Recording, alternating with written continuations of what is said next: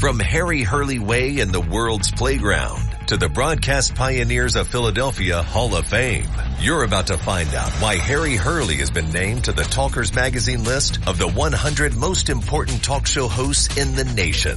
Live from the studios of Town Square Media in Northfield, it's Hurley in the Morning on WPG Talk Radio 95.5 and the WPG Talk Radio app. It is 7 minutes past the hour. First order of business is to wish my wife Margie a very happy birthday. Happy birthday. And now on to Biden v. Trump tonight, 9 p.m. I'll be watching the simulcast on Fox News Channel. Now, I'll predict, I don't know how many people will watch. Some are saying between 80 to 90 million people. I think it'll be more than 50. I don't know that it will be 90, but it will be a big audience, and it will be make or break for Joe Biden. If you're Trump, you don't want to have a misstep and lose this great momentum. There's polling coming out today. Trump leads Biden by 4 points, post-conviction poll. These were the ones that I advised you to keep a very watchful eye out for, to see if the Democrats succeeded. Now, look, Trump arrives to Atlanta sometime today, and there are billboards that read, welcome Donald Trump, convicted felon, and snarky stuff beyond just that in English, in Spanish. And the point is, they rigged the game. They politically charged him in the worst place you could possibly do it for Donald Trump in particular, a Republican in general. And then they get what they want, and then they run with it. And they don't understand why average, real Americans, not average, most all Americans know a setup when they see one. I think this is going to be very interesting tonight. You watch Joe Biden. My God, I watched him walking to Marine One, and now I know why they don't let him walk alone. If you surround him with people, it doesn't quite look the same. On June 20th, they show him walking to Marine One, and I mean, it looks decrepit. I'm not trying to be unkind. This is elder abuse. This is terrible. What these awful people are doing, pushing this guy out there who is so obviously unwell and unfit to do this.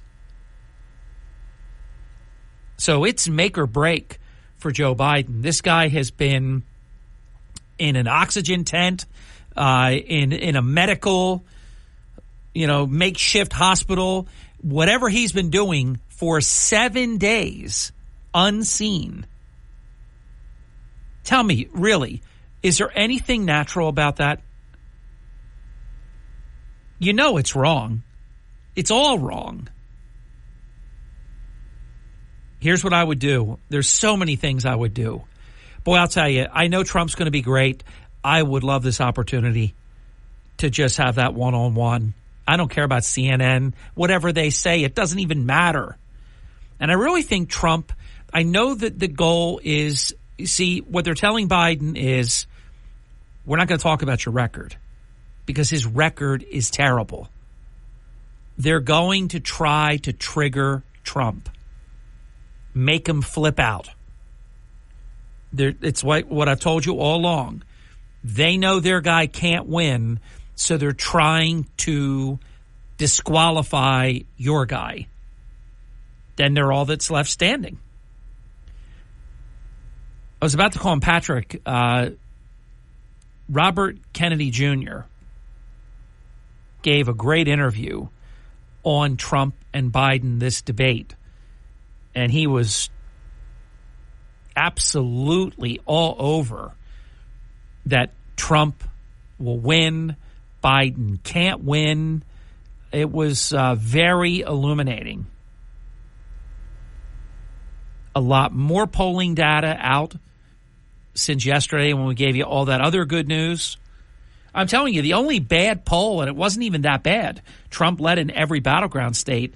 The Fox News poll is the only one that is typically not good for Donald Trump. It's inexplicable. I don't know how it happens. I mean, every poll. There was Alphabet Network Democrat poll, Trump up by 3. Another one, Trump up by 4. And that, understand, that is in just the beauty contest. That's not even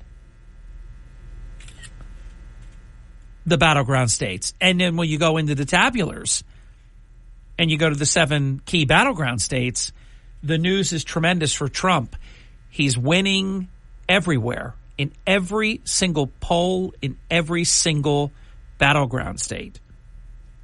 So there is a lot on the line tonight because Biden did this debate because he desperately needs a reset.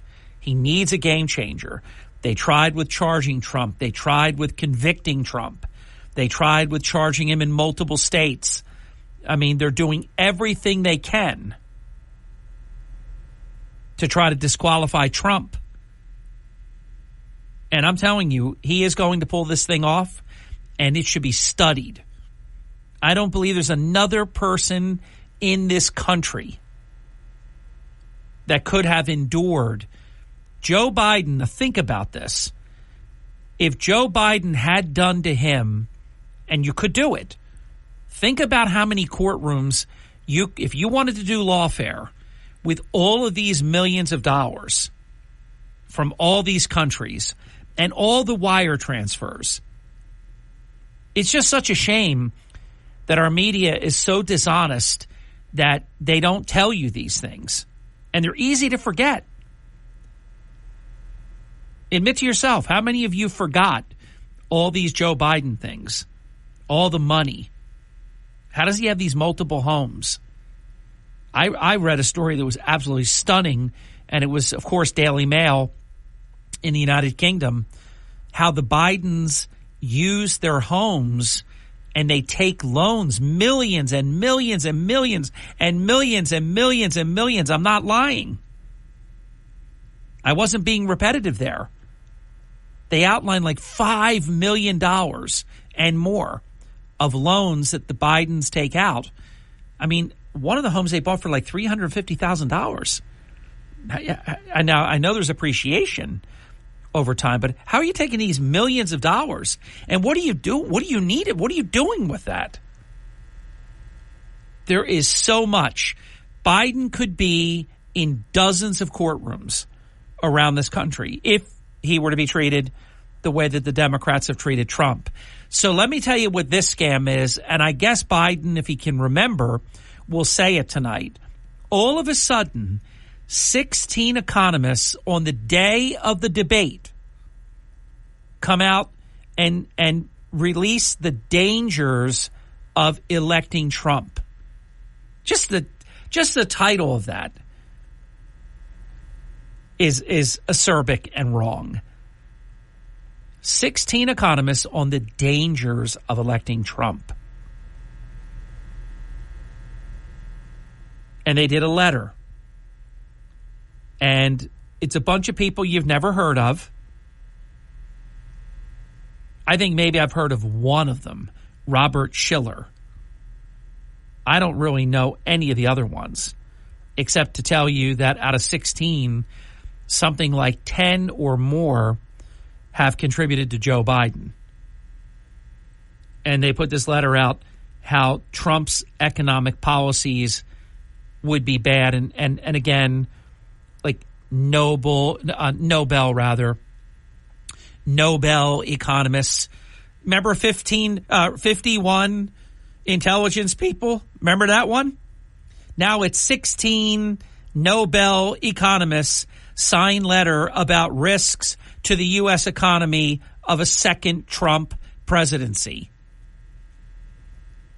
Good luck with that one.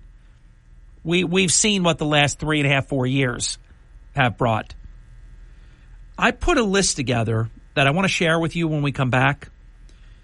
And it is stunning. I want to give you an idea how much more you are paying at the store since Joe Biden has been president.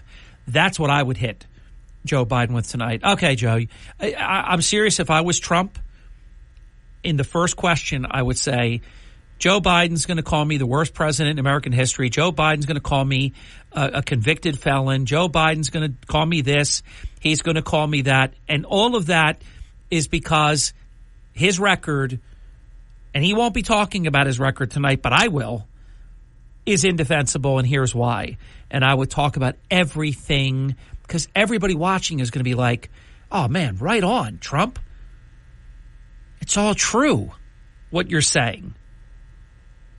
Black and white, the numbers. I'm going to give it to you next on the Hurley in the Morning program. The WPG Talk Radio app is everything South Jersey on your phone and in your car through Apple CarPlay and Android Auto. Local news, weather, and information updated around the clock from New Jersey's largest radio news team. Easy access to WPG podcasts and more. Powered by Smokers Haven. You'll find the finest selection of cigars at any of their 5 locations. Stop in and let them help you find the perfect cigar to pair with your life. Visit SmokersHavenNJ.com. Fox News commentary. A lot of Republicans talk about illegal immigration, but few have the intestinal fortitude to pull illegal aliens off the taxpayer-funded dime. Guess who does? I'm Tommy Lahren. More next. Success. It's discipline. It's teamwork. It's the drive and passion inside of us that comes before all recognition. It's the best of each of us made better by the best in all of us. It's what Stifel's been doing for over 130 years. And it's why Stifel is one of the fastest growing global wealth management and investment banking firms in the industry. Stifel. It's where success meets success. Start your journey at stifel.com. That's STIFEL.com. Stifel Nicholas and Company Incorporated, member SIPC and NYSE. Last year, Governor DeSantis put in motion a multi-pronged crackdown on illegal immigration and those fostering it in Florida. He signed a law directing hospitals who accept Medicaid to ask patients about their immigration status when they seek treatment. Patients are not forced to give an answer, but the mere asking of the question seems to be doing the trick. According to Politico, Florida's Emergency Medical Assistance Program for illegal aliens has seen a 54% dip in expenditures billed to Medicaid this year, with less than 2 months remaining in the fiscal year since the state immigration law took effect. Now, it's important to note federal law already bars illegals from Medicaid eligibility, though there are plenty of workarounds that illegals take advantage of for emergency services. But this DeSantis initiative appears to be making a big dent. I'm Tommy Lahren, and you can watch my show, Tommy Lahren is Fearless, at Outkick.com. You're listening to Hurley in the Morning on South Jersey's talk station, WPG Talk Radio 95.5 and the WPG Talk Radio app. Hurley in the Morning. They always have great conversation. WPG Talk Radio 95.5. Let's have one right now. I promised you right after the break that I would give you the reality of what going from Trump to going to Biden has meant to this country. I really think that needs to be the debate tonight.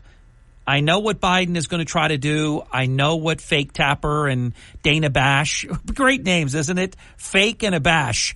They're going to try to help Biden. They're going to try to hurt Trump. So they're going to ask Trump questions that the American people could care less about. It'll all be wedge issues. It'll January 6th, abortion. It's you're a criminal. Should a criminal be president? It's so predictable. Oh, President Biden, you did infrastructure. It's going to be nauseating, but Trump has nothing but opportunity tonight. For example, look right at the American people and say, I know you know this, but I want to make sure because, you know, most of these stations that are carrying this debate tonight never cover ever, not once, what I'm about to say to you.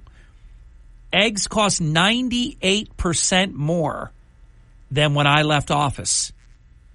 Orange juice costs 71% more since I left office.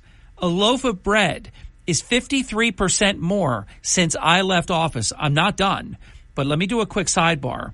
In your lifetime, whether you are 12 years old and you go to your corner store and buy candy, or whether you are 112 years old and you're responsible for all the grocery shopping for your family, can you ever remember in just a few short years things costing 98%, 71%, 53%?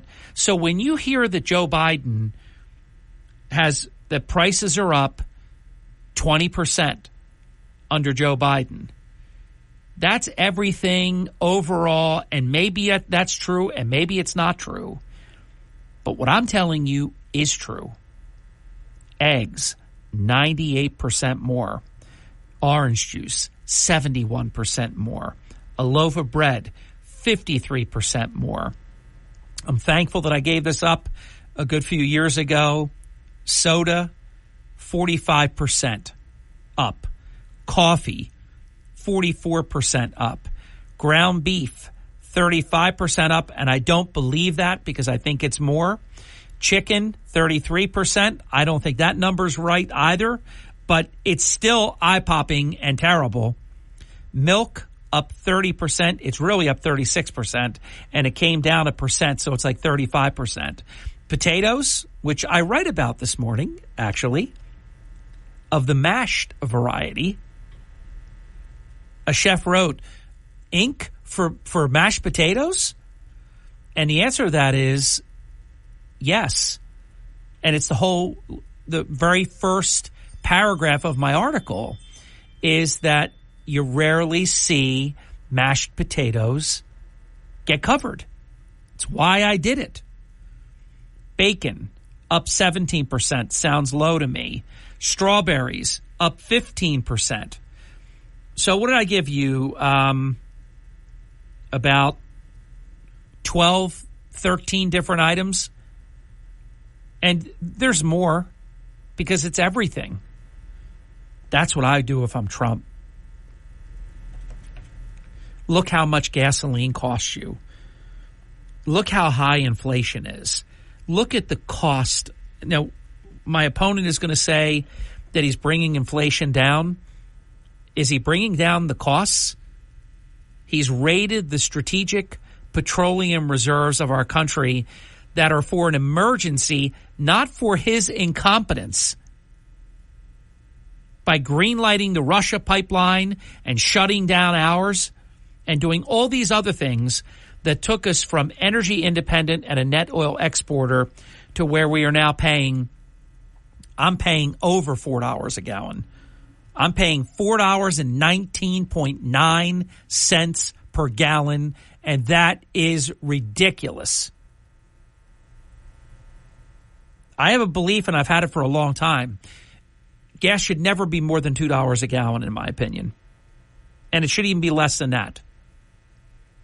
We have enough oil in this country.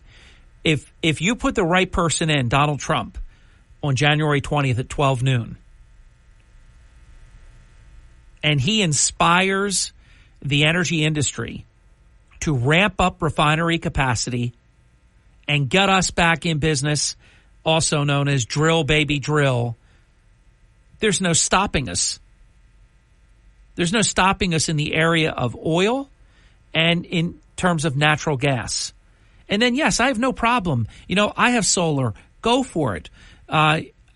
This pushing, though, of electric cars when people don't want them and they're not even doing the work to actually put the infrastructure that you need for it to even make sense. And that if it was not so heavily subsidized, it couldn't even exist. Makes no sense. So those that want a hybrid, look, I'm kind of a fan of a hybrid. This way you have gas and then you have the electric. I like that. Totally electric, I don't like.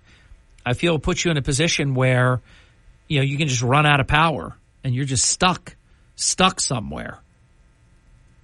Looking up on your GPS or whatever, where's the nearest charging station? They're pushing too hard and too fast for something that's not ready. And that never ends well. So much opportunity tonight for President Trump. We'll continue this discussion. Wide open forum for the whole 7 o'clock hour. John Zarek at 8. It's kind of a same time next, not kind of, it is a same time next year appointment. George Miller, Esquire, owner of Longport Media, and we're going to be talking about the 11th annual Tara Miller Melanoma Foundation Make the Best of It Bash. That's tomorrow night at the Golden Nugget in Atlantic City. That's going to be fun and important. And the cause is obviously very, very profound. And then we will visit for the remainder of the program today with Atlantic County Republican Party Chairman Don Purdy. A very busy news day right here on the Truth in Broadcasting. Hurley in the Morning, Margie's birthday, back right after this. This is the Town Square, New Jersey Info and Weather Network. It's 30 minutes past the hour. Harry Hurley, 3 stories that you can follow right now on the WPG Talk Radio 95.5 app. Did the Atlantic City mayor push for a role in the Shirley MacLaine movie? Read my article. My conclusion might surprise you. Incredible memories of the Atlantic City area, and I have amazing and in many cases never before seen photos, some of them over 100 years old. And yes, the best mashed potatoes in the Atlantic City area. From the Town Square, New Jersey Info and Weather Network, I'm Chief Meteorologist Dan Zarrow. Big improvements in South Jersey's weather picture today as humidity goes way down, temperatures end up 10 plus degrees cooler than yesterday, and the sun comes out. Showers wrap up this morning. It'll be breezy today, high temperature around 86 degrees. Tonight will be clear and comfortably cool, low dips to 64. Tomorrow, beautiful and refreshing, sunny and dry, high 78. Get weather 24/7 wherever you are. Download our free mobile app today. Enable our skill and tell your smart speaker, play WPG. You're waking up with Hurley in the Morning.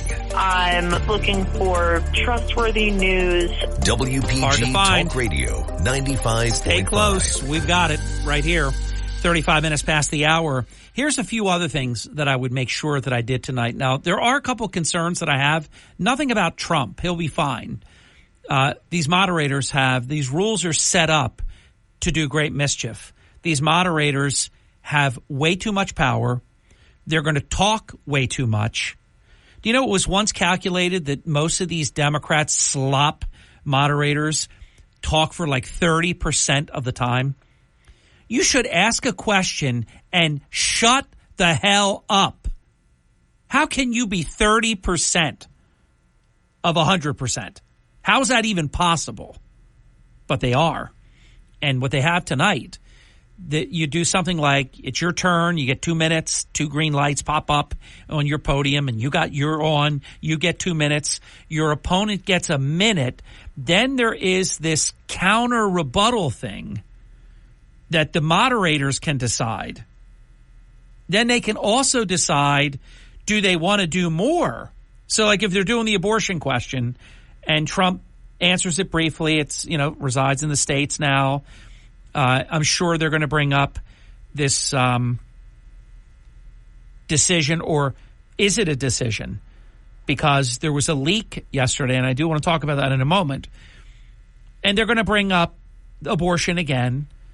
And then they might say, well, the candidate was not responsive, and come back to it again and again and again. I don't like these debate rules. It's not even a debate. It's a rigged Q&A. I don't like it. I don't like it at all. These candidates should be asking each other questions. Hey, Joe, how'd you become a multimillionaire? What'd you do to get that money? I built things. I built hotels, casinos, golf courses. I made my money in the free market. How did you make millions of dollars? And what's with all these, the Moscow mayor's wife and all this? They should be asking each other questions. It's not going to go that way.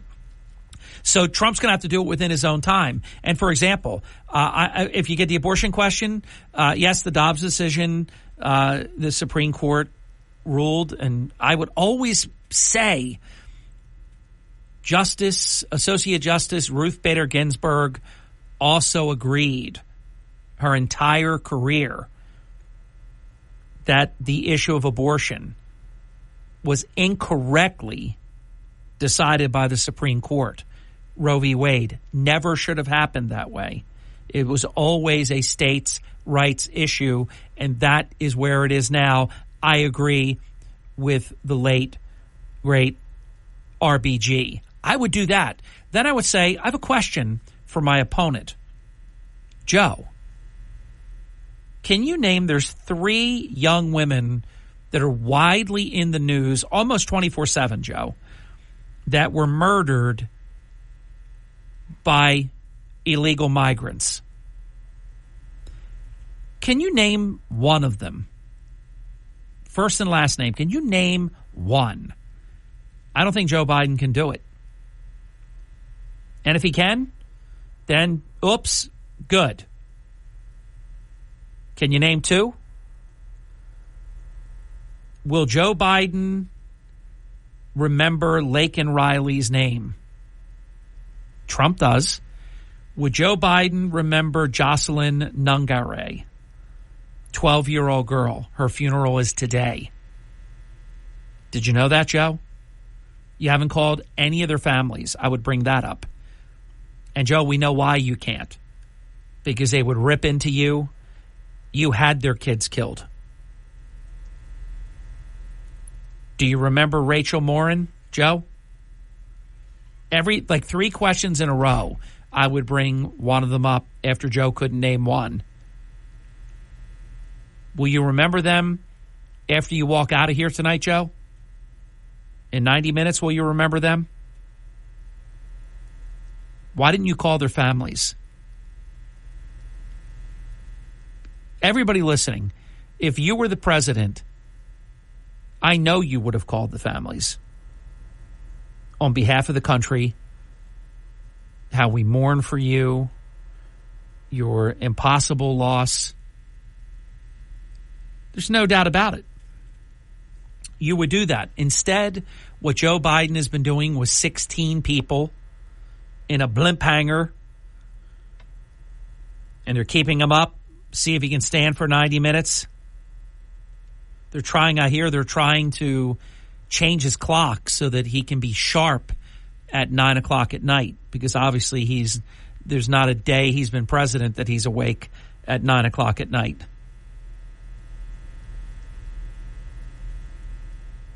Biden's working on trying to trigger Trump. He's preparing one-liners and put-downs and things like that. I keep coming back to Trump has incredible opportunity. I think he needs to remember the discipline that he displayed day after day, week after week, 7-8 weeks in a New York City courtroom, being lied about. You imagine sitting there and being lied about 8 hours a day for 7-8 weeks? I think he's totally prepared to not get triggered tonight. And if Biden brings up that, hey, you're a convicted criminal, then it's Katie, bar the door. It's all bets off. Trump should go to Hunter Biden, to Joe Biden, to all of them. And don't forget, this is true, they rigged it and Trump is convicted. But Robert Hur, the Biden special counsel, he said that Biden committed crimes. And he should have been charged. And he would have been charged, except Hur found him to be incompetent. An old man with a poor memory. And it's not the old man part. It's his condition. Because there's 81-year-olds that are running triathlons and swimming and biking and running in triathlons. Familiarize yourself with Joe Biden on June 20th. Go do a news search on it. Walking to Marine One. I cannot properly verbalize what he looks like. So I come back again and again and again. Biden's fighting for his life tonight, fighting to be the Democrat nominee. Trump has an opportunity. This is 4 months out, but he has an opportunity to deliver a knockout blow tonight. Donald Trump can disqualify Joe Biden for president tonight. I don't know which way it's going to go. I don't know what the Democrat media is going to say afterwards because they're delirious. You got these Joe Scarboroughs. I mean, he's talking about how vibrant, sharp, Joe Biden is. I mean, just he knows he's lying. And we know you're lying. It reminds me, years ago, there was an assistant superintendent of the Atlantic City Public Schools by the name of Mel Clark, and I was interviewing him. I give him a lot of credit. He was willing to debate. I got to give him credit for that. None of these other people will. And he would come on, Harry, I know that you know that I am lying. He had a Bahamian accent. Harry, I know that you know that I am lying. He would just say it. It was. I'm telling you, it was great radio, but it also was great debate. And I always had a soft spot because anybody that is willing to mix it up and is approachable, accessible, and accepts, because I would say, Mel, look, we have disagreements. I don't like the job you're doing. Let's talk about it. You'll say whatever you want to say, and I'll say what I say.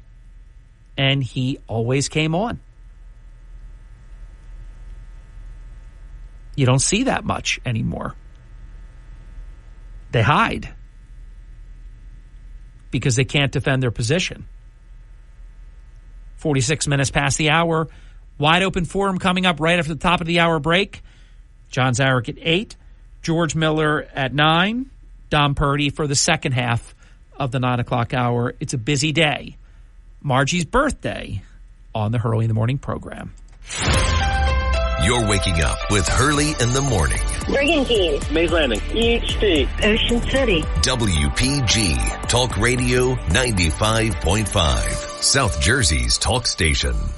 Hurley in the Morning. WPG Talk Radio 95.5. Wake up weekday mornings with Hurley in the Morning. This is the stuff we need to talk about. WPG Talk Radio 95.5. Darn, I just paid off a wager with Tom P., who forgot we made the wager, but I don't work that way. We bet a pizza on the Yankees and Orioles series. Yankees won the first game. Second game was a cliffhanger, 10-inning, extra inning affair. And the third game was an absolute Orioles smackdown, 17-5. Tom P. sends his regards. He left with a pizza. I want to take this opportunity from the Hurley in the Morning Community Bulletin Board to say that if you're not doing anything tonight for a couple of hours, stop by the Charity Center Thrift at 221 Tilton Road in Northfield. They are having a sip and shop event that is going to be fun, and the prices for incredible items are so wonderfully discounted. They'll have mocktails, they'll have free raffles, other special discounts, and they're doing the chair massages. They'll have licensed massage therapists. I don't want to just say masseuses because there are masseurs as well. I like the term massage therapist, and that covers both.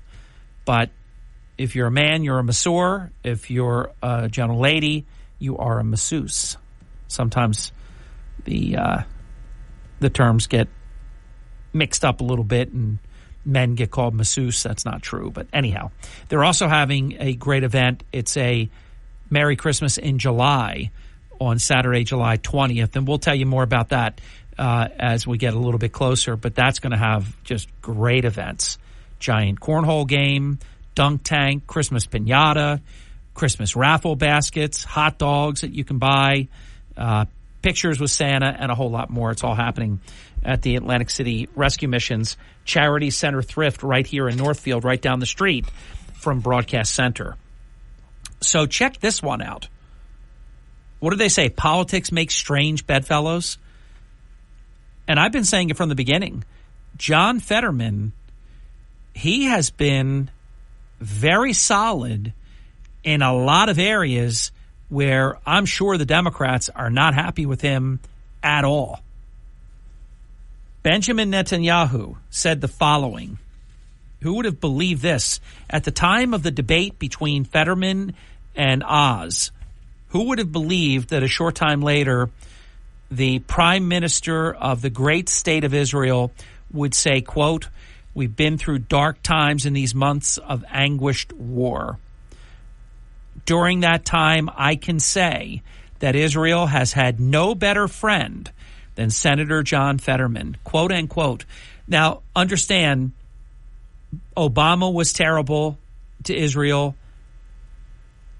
Biden is terrible to Israel, holding out on them, just awful. Who would believe, and I'm not a fan of this, but Fetterman was clad in his signature hoodie.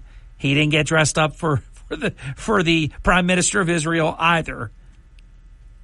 But Fetterman is saying and doing many, many correct things. Obviously, he's completely out of step with the lunatics in his party. Quote, "We stand with Israel at this time," he told Netanyahu. Quote, "I am so sorry for what has been done to this nation.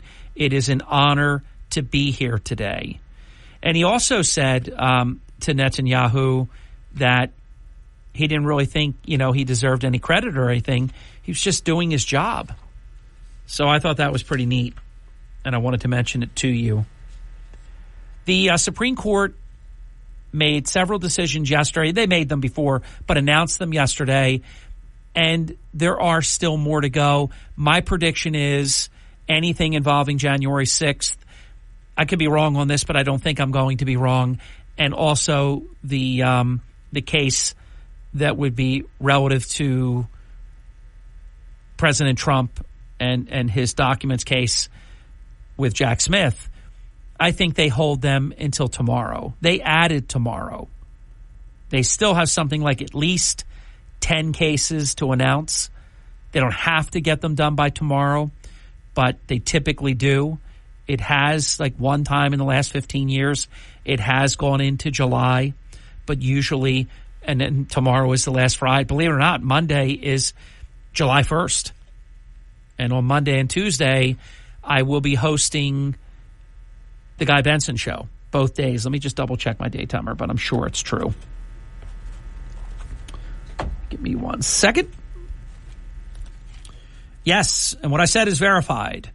So we'll be hosting the Guy Benson Show, guest hosting on Monday, July 1st, and Tuesday, July 2nd. We will also be here live on Wednesday, July 3rd.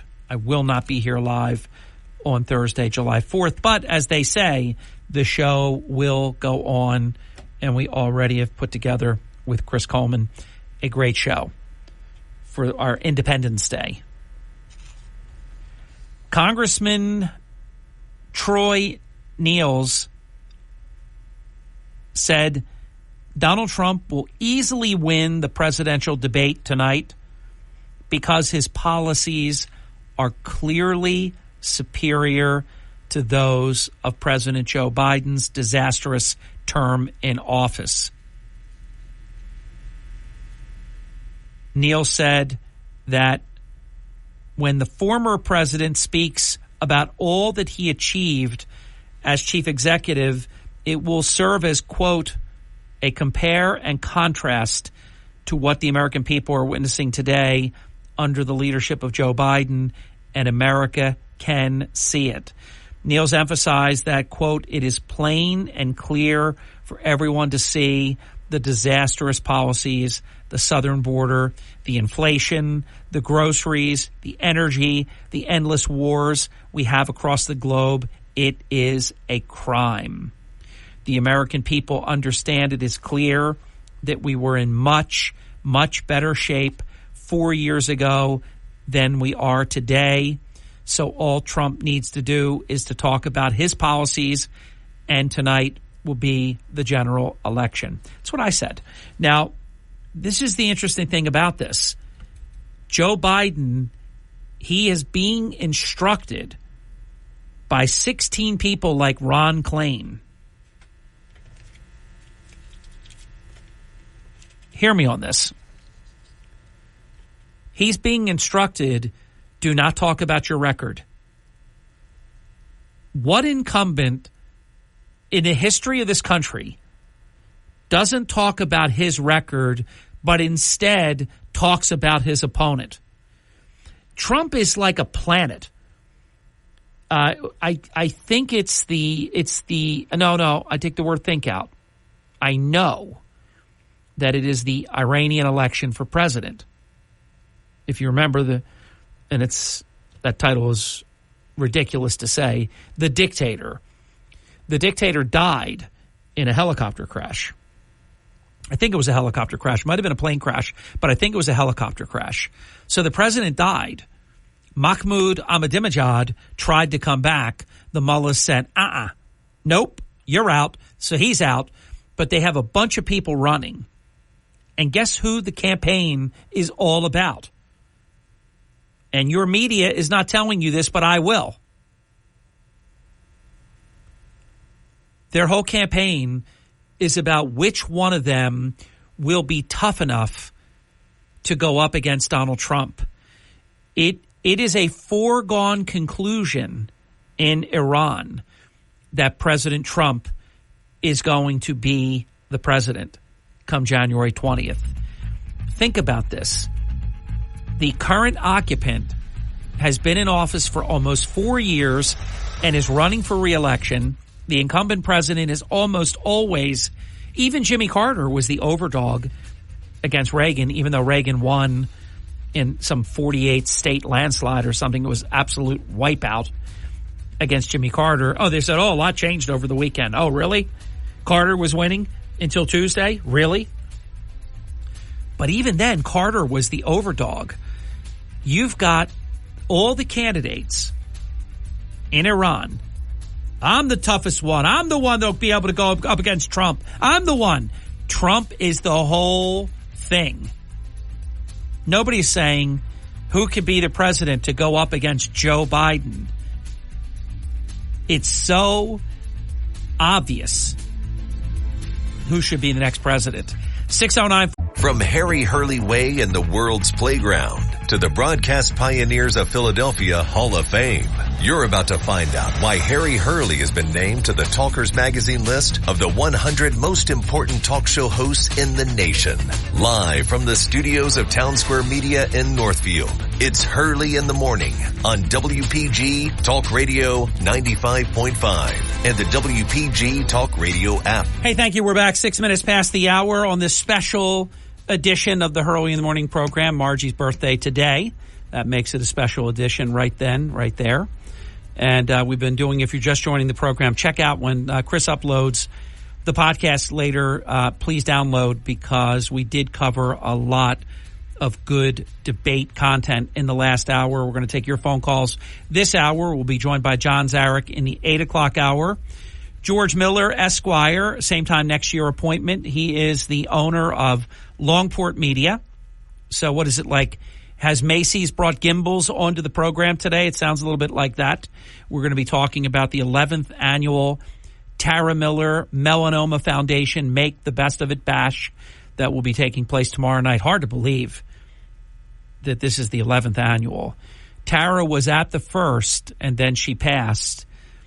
So this has been a decade since her passing. I mean, all of this, we talk about it all the time. I mean, it's impossible to believe I was telling my friend Steve from across the hallway that it's 40 years since Prince's Purple Rain. 40 years. That math doesn't even seem possible, but it is. I think it was 1984. Might even be 42 years. Might have been 1982, but it's in the ballpark of 40 years. And after George, we will visit with Atlanta County Republican Party Chairman Don Purdy. Don Purdy got something that's pretty hard to get. He got a coveted, rare President Trump. Now, you think about it. He does endorse candidates for a number of different offices, but when you really add it all up, whatever it is, 350 million people, several dozen, 100 people maybe, whatever, get a presidential endorsement like that.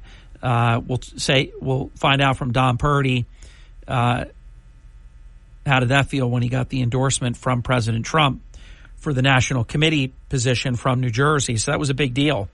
We'll be talking about it, Decision 2024, and more coming up in the second half of today's 9 o'clock hour. But as promised, your phone calls at 609-407-1450 all this hour long. So please check in and be heard. Welcome to Hurley in the Morning. You're on the air. Mr. Hurley, good morning. Good morning.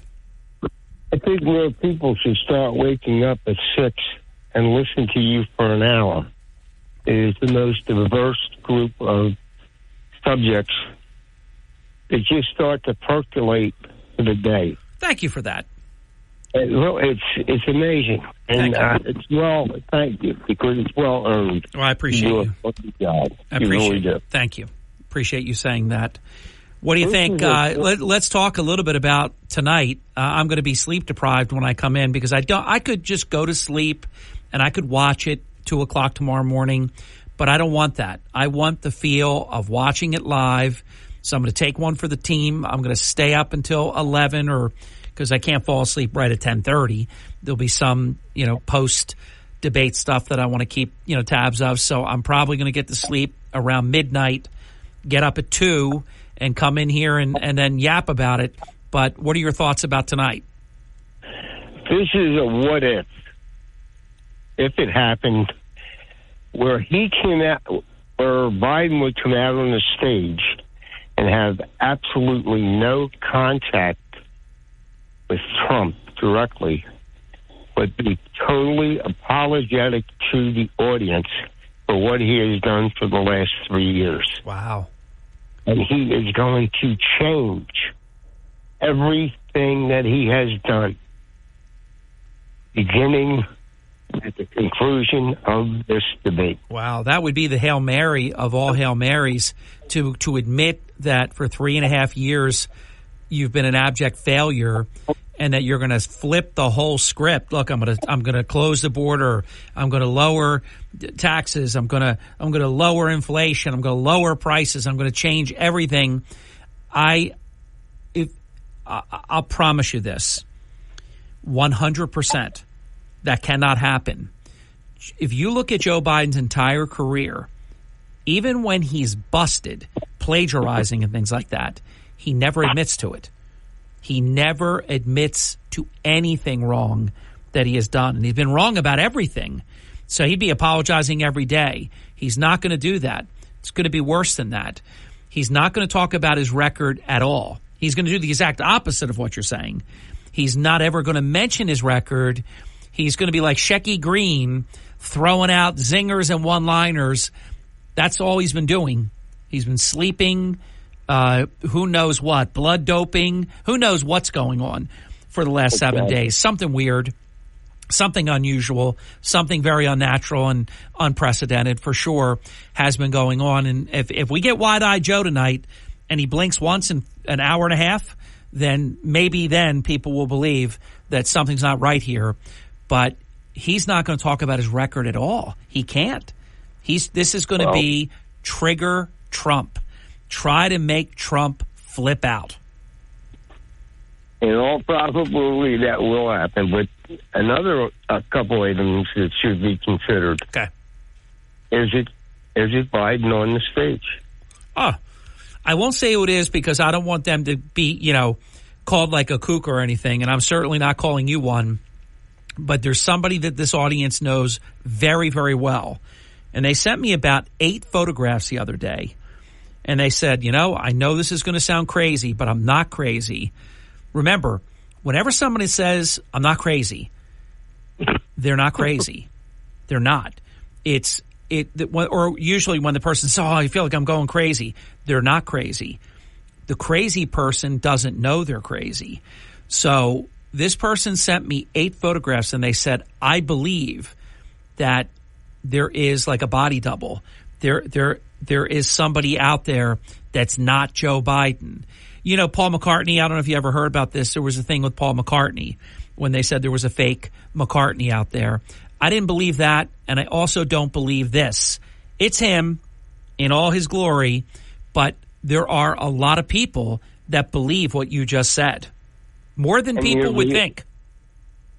Yeah, but when you react to it, you're not reacting to the person. You're reacting enough. Your brain is telling you that is not Biden, and you have no control over it. That's the difference. I think there's two. I said one of the natural, but what I meant to say was one of the national guests that I interviewed on either Monday or Tuesday, I forget which day it was, either when I did the Guy Benson show, filled in as guest host on Monday, or when I did the Brian Kilmeade show as guest host on Tuesday. I can't remember which day it was or which guest, but one of the guests said, what if Joe Biden has an earpiece in his ear? I also believe that's not going to happen. Yes, I firmly believe that. But it's so doable, it's so plausible, because these earpieces, they can go into the canal, you don't even see them. So it could happen. And then if all of a sudden, though, I said he's not experienced. I did TV for over 20 years. It takes a lot of training to wear what's called an IFB and not be distracted when a producer is talking in your ear, either correcting something or telling you who the next caller is or saying something about, if you've called out for something and they give you the answer, you've got to take all that naturally and like you're not even listening. Joe Biden, if he gives you that look like he's listening to something, that could be what's going on. I don't think it's going to happen. That's why they needed the additional time to ensure that is not going to happen. If Biden comes out and the first subject is an apology to Netanyahu, we're in for one hell of an evening. Yeah, he's not going to do it. He's and all these things he's wrong about. I don't think he's going to apologize for anything. He says that the prices are down and that everything's fine and that people have enough money. This guy's crazy. His Janet Yellen, who's a multi 20 millionaire, she gets asked the question about, do you have sticker shop when you go shop? And she said, no, not at all. And she's defending the prices. You mentioned the 6 o'clock hour, so you were listening. So I went through 12 or 13 items, eggs that are up 98%, loaf of bread, 53%. I have all these committed to memory.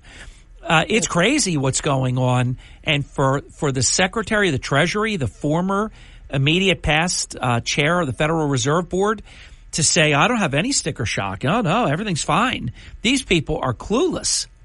Yeah, but look at Fetterman. That shocker. This morning, I think that was the biggest shocker. Well, it would be a shocker if it was a one-off, but he's been solid for quite a while now. So I'm not shocked by it at all. He's been very pro-Israel. This administration is very anti-Israel. Fetterman received that glowing love from Netanyahu and said that Israel does not have a better friend than John Fetterman. That's it's quite a comment. And he has the position and the correct place to be talking about it. Yeah. In other words, he comes from a position of power. Yeah, clad in his hoodie. Let me go to the break. First, thank you for the very, very nice words you said at the beginning of our conversation. And we'll reconvene tomorrow because one of us will be right. Either I'll be right and he's apologized for nothing, or you'll be right and he apologized for whatever.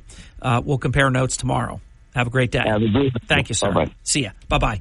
Back to your calls. Don't go away. Please don't go away. 609-407-1450, an open phone line. You will be next right after the break. 609-407-1450, an open phone line. You're listening to Hurley in the Morning. It's a source I can trust. WPG Talk Radio 95.5.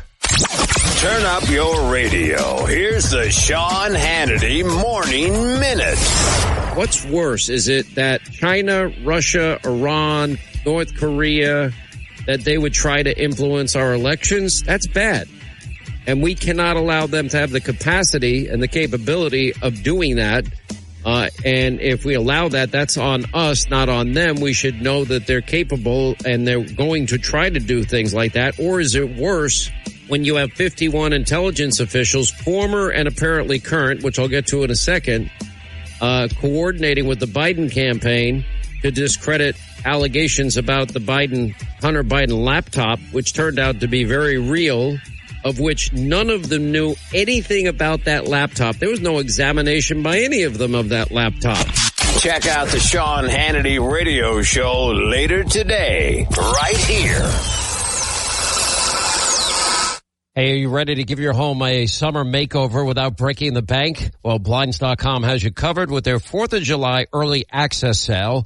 Now shop huge discounts on premium, customizable window treatments. Now, you're going to love Blinds.com. I love them. They invented the better way to shop for energy-saving blinds and shutters and motorized options, and it's all online. And Blinds.com always has free professional design experts. They can help make a minor project like updating your window treatments that will have a major impact on your home's decor while keeping things simple, easy, and affordable. Also, you get unlimited window treatments installed for one low cost. And as always, you can rest easy because with Blinds.com, they have their 100% satisfaction guarantee. Shop Blinds.com and their huge 4th of July early access sale right now. Sizzling summer savings up to 50% off site-wide.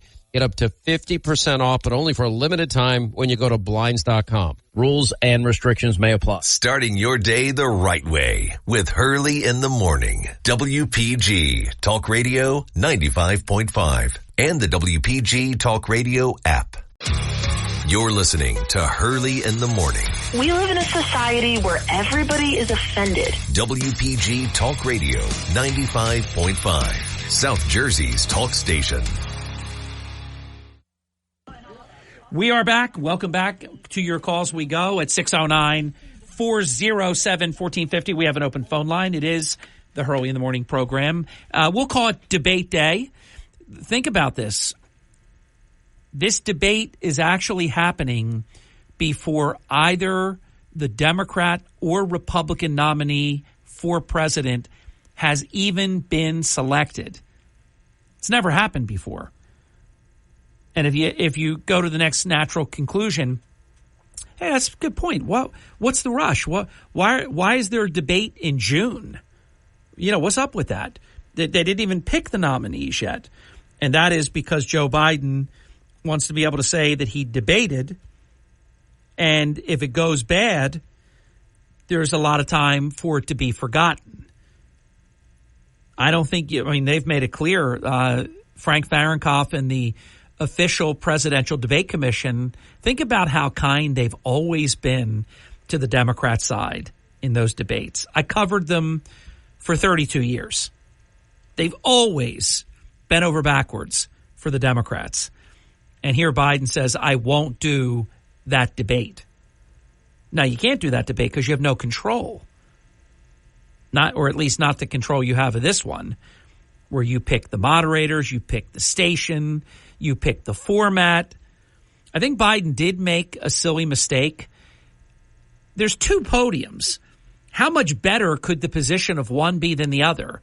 Biden he wanted his podium to be in a certain angle for TV or whatever. And he doesn't really know exactly how they're going to shoot it unless they told him. You just know there's going to be two podiums.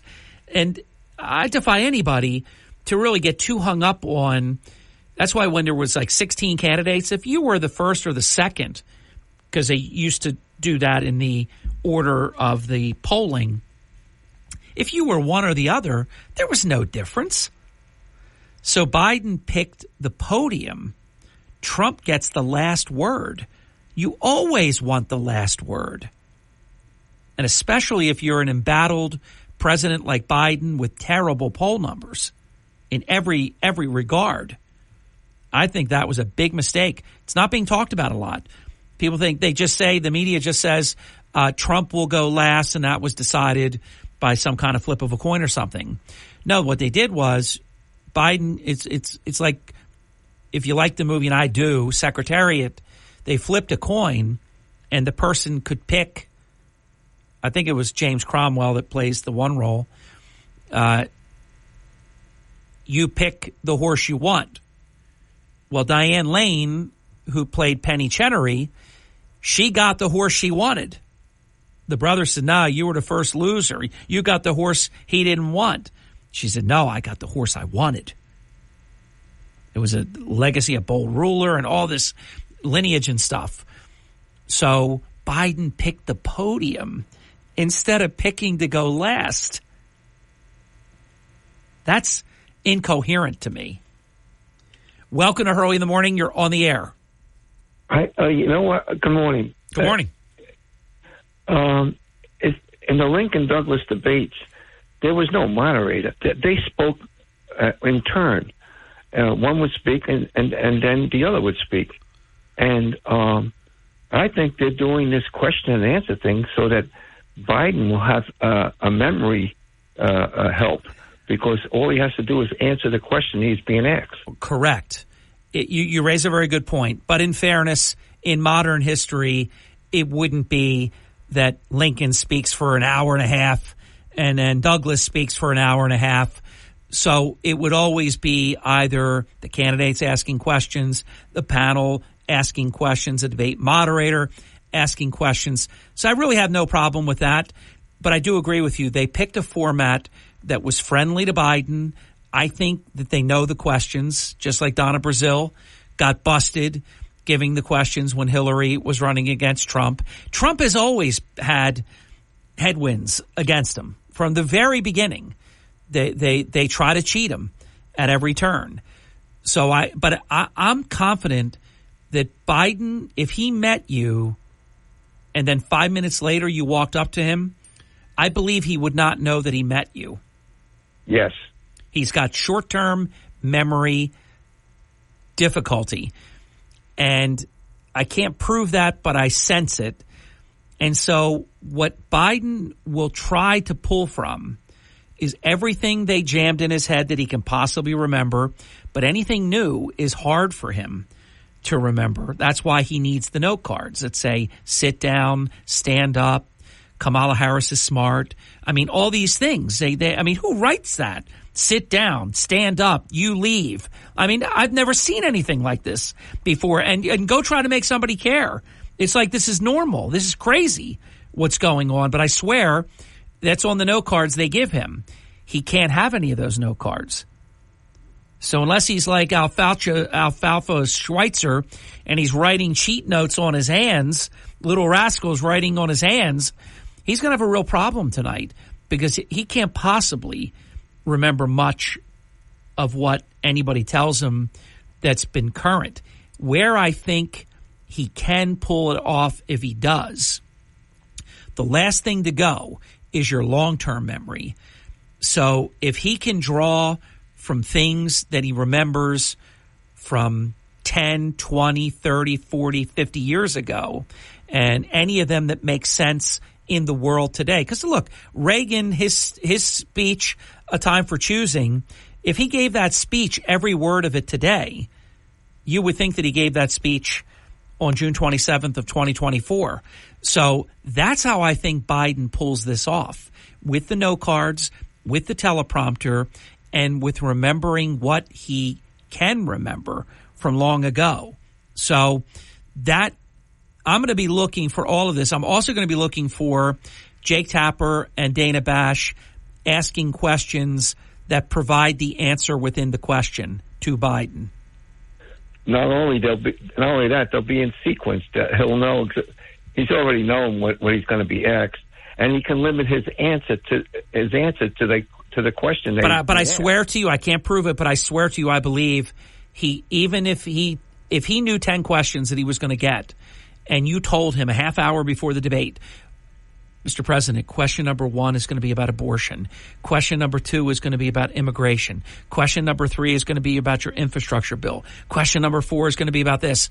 I promise you, he would not remember them minutes later. Well, he's going to know what they say right then. If you notice, all the questions lately have been, Mr. President, Russia, met with North Korea.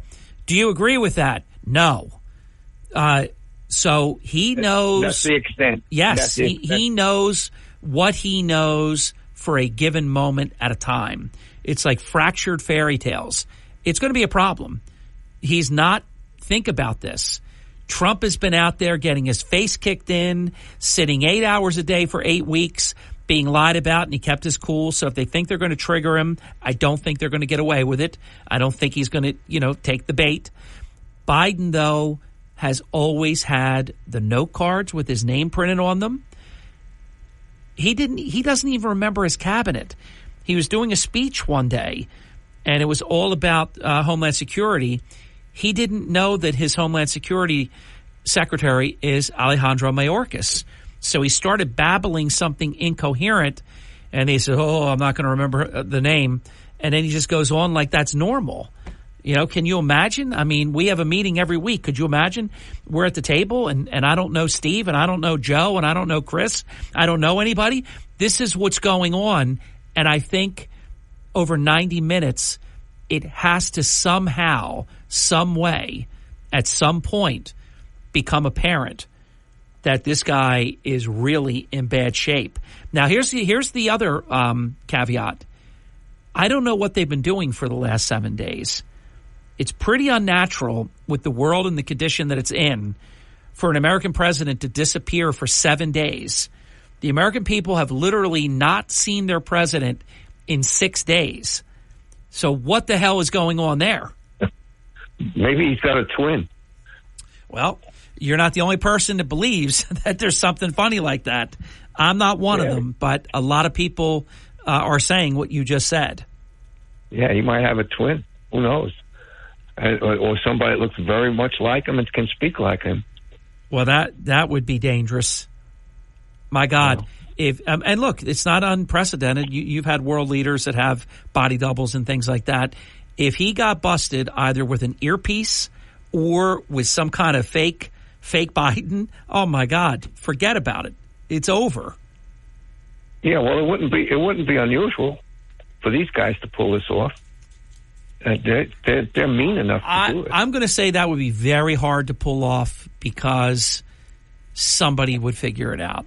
Something something wouldn't look right.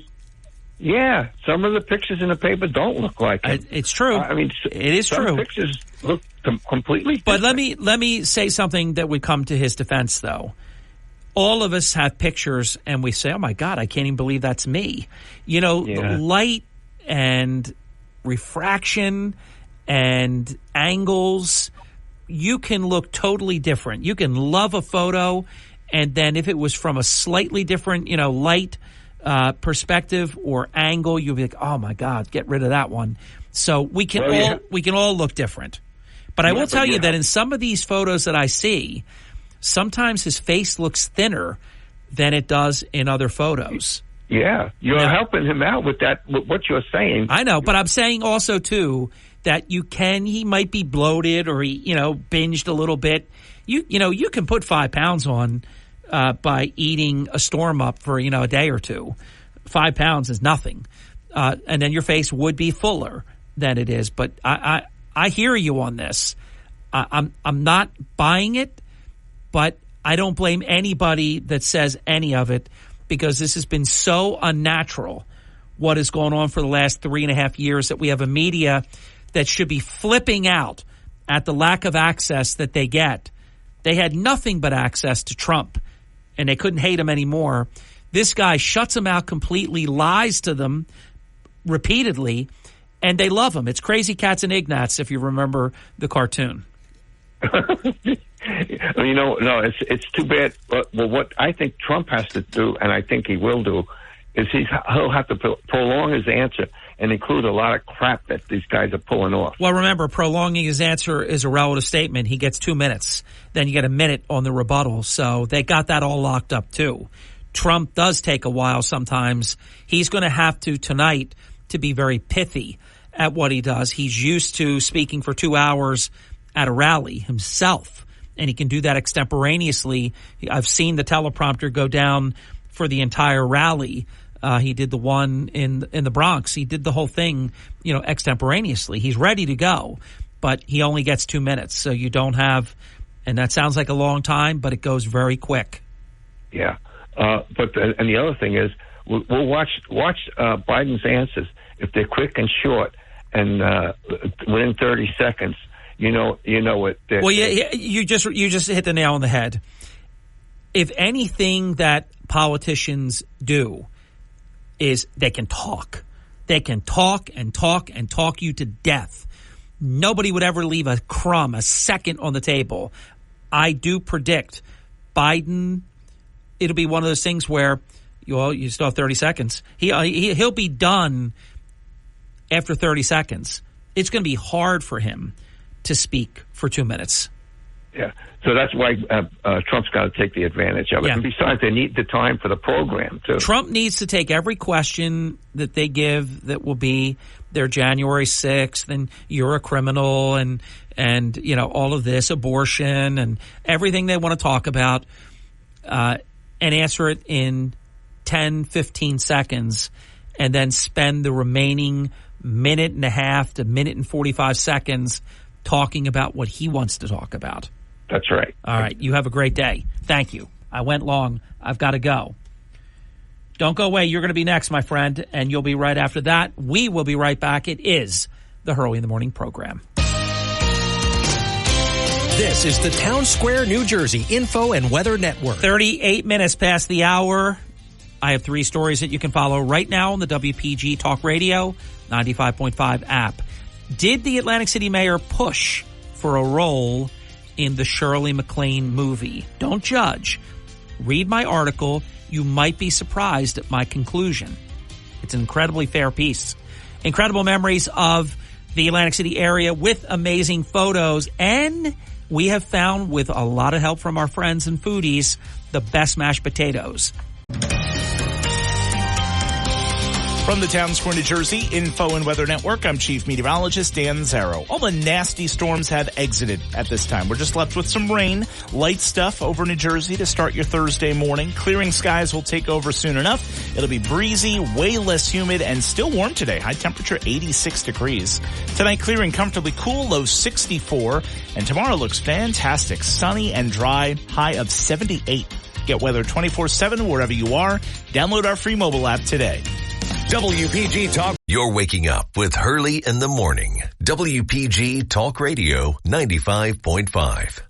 Starting your day the right way with Hurley in the morning. It's a refreshing drive to work in the morning. WPG Talk Radio 95.5. 44 minutes past the hour. Right back to your call. 609-407-1450. Ladies and gentlemen, royalty, Atlantic County royalty. Mr. James Fraser joins the program. Hello, Brother Jim. Hello there, Brother Harry. That's funny, royalty. Anyway, first of all, I do want to congratulate you on another great Hurley Open. I know it was a big success, and just congratulations. Thank you, Jim. And we did it again, 17 straight years. You and I have done the 6 o'clock hour together. That's also history. I look forward to it every year, and it was pretty neat. We rarely have the opportunity to talk about the U.S. Open. Usually we can talk about maybe one day of it, and then we're playing on the second day of it. So to actually have it completed and all of that was a lot of fun too. Yeah. The reason I called was this is really very interesting. what's going on with this debate. And I don't understand it. I look forward to when it does come out what they did with 16 or 18 people for a week at Camp David. First of all, it seems to me they're admitting that Biden needs a lot of help. Yes. I mean, that's an admission right there by doing that. As you remember, you'll probably remember the debate, but they tried not quite the same thing with Reagan. In one of his debates, they filled him with all sorts of information, and he didn't do very well. He knew the subject anyway. Do you remember what debate? Well, I do. It was the debate. It was the first debate against Walter Mondale. Reagan looked confused. It made him look like maybe he was too old, and that's why he came out swinging.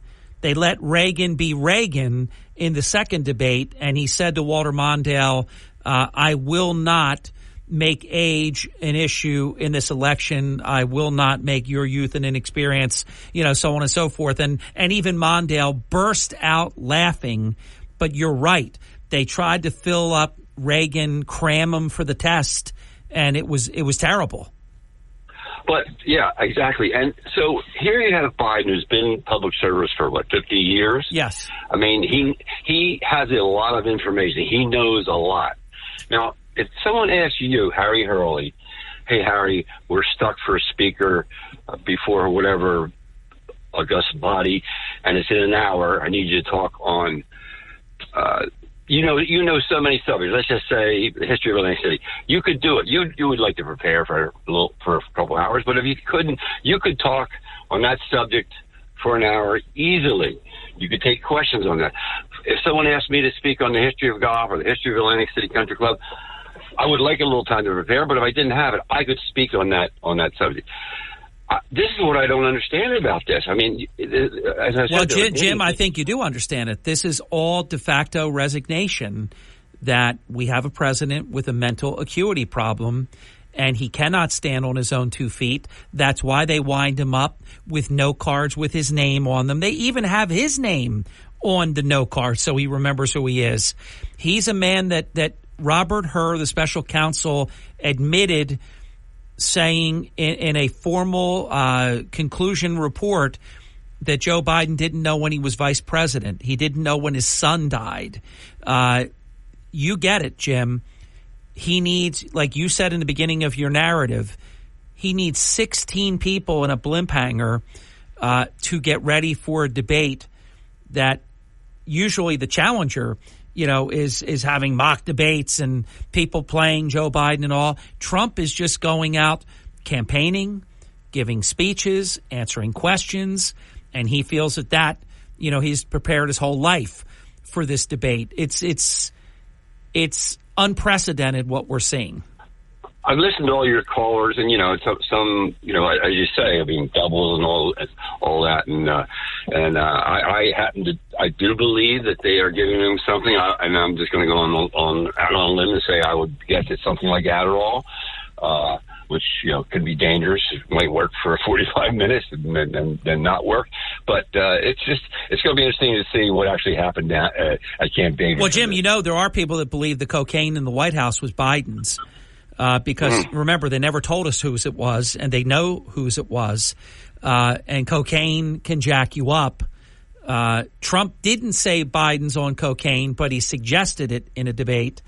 And so in an interview that took place on one of the Alphabet networks yesterday, they brought up, the President Trump, or former President Trump said that, Biden is going to come to the debate high on cocaine.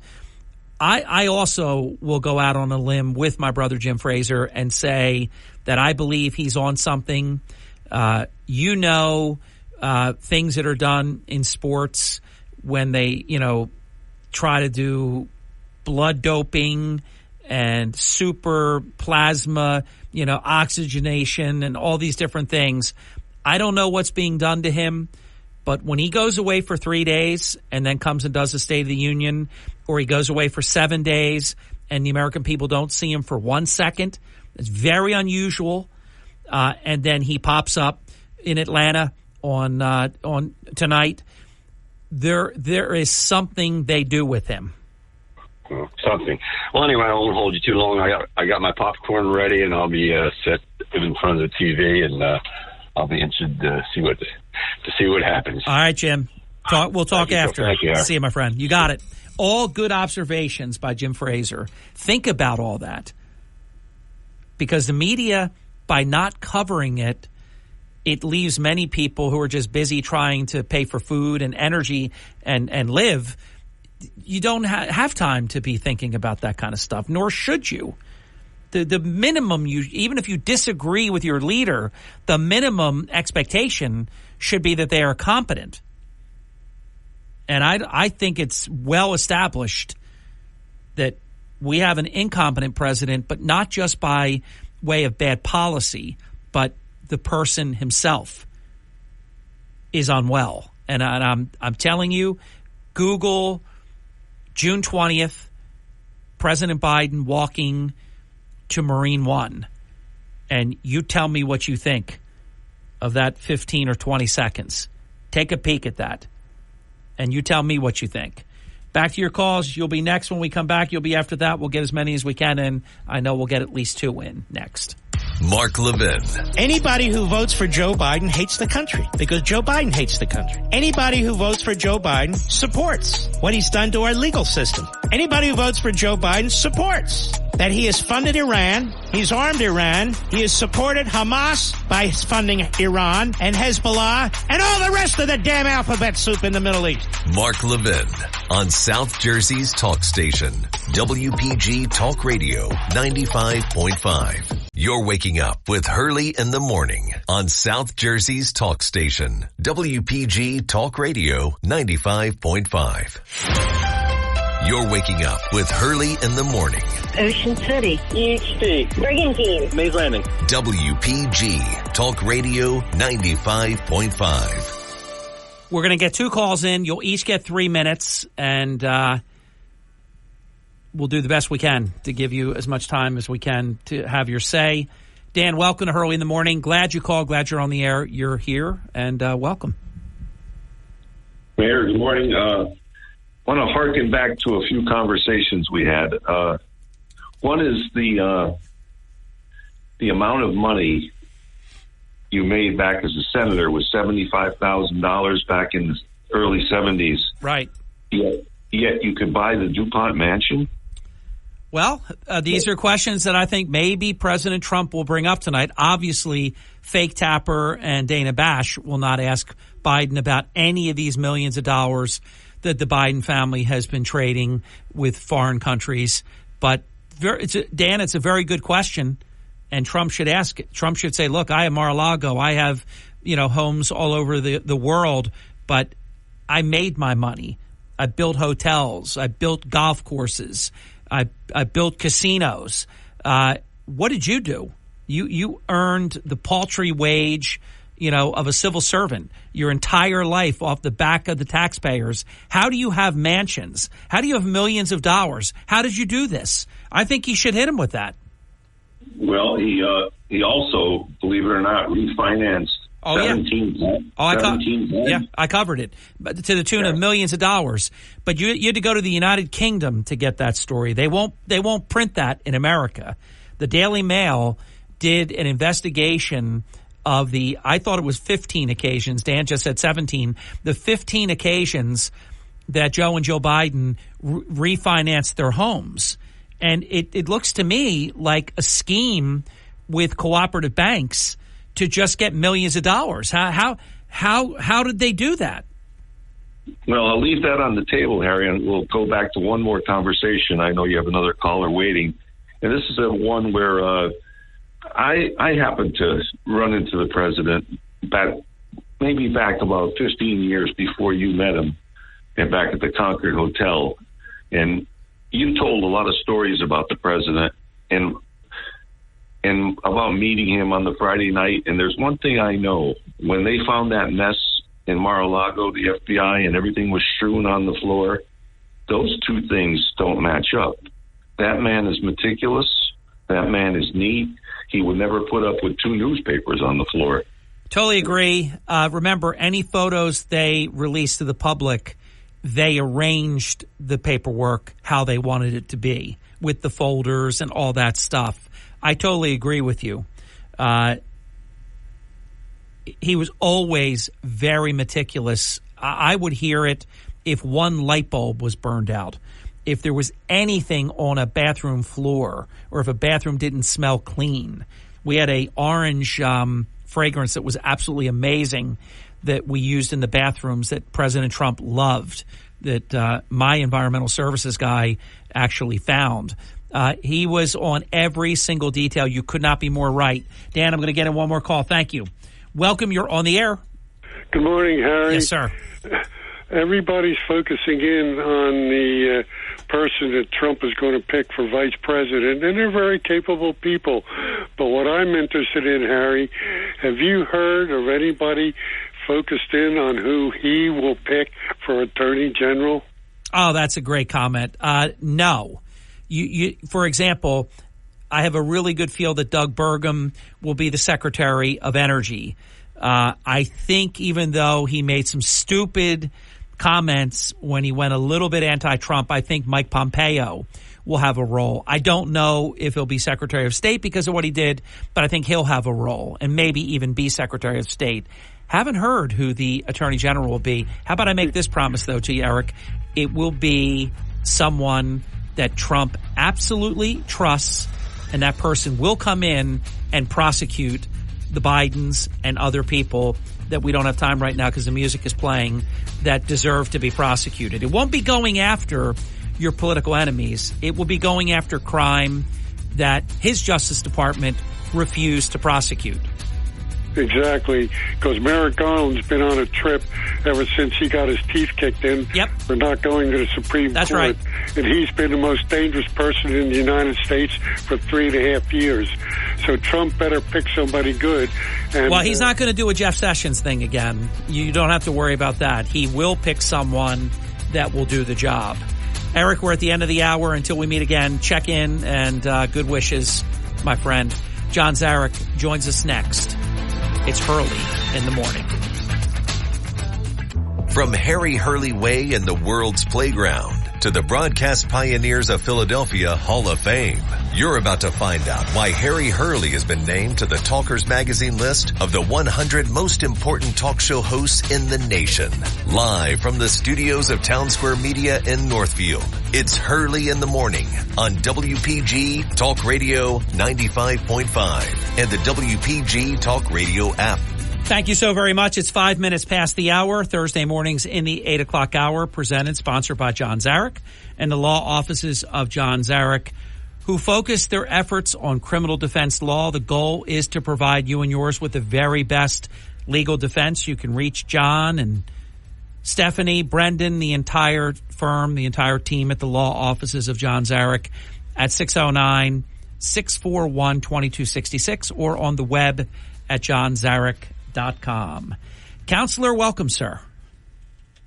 Morning, Harry. Hey. Good to be here. Good to hear you. Yeah. It's exciting day. We have the presidential debate tonight.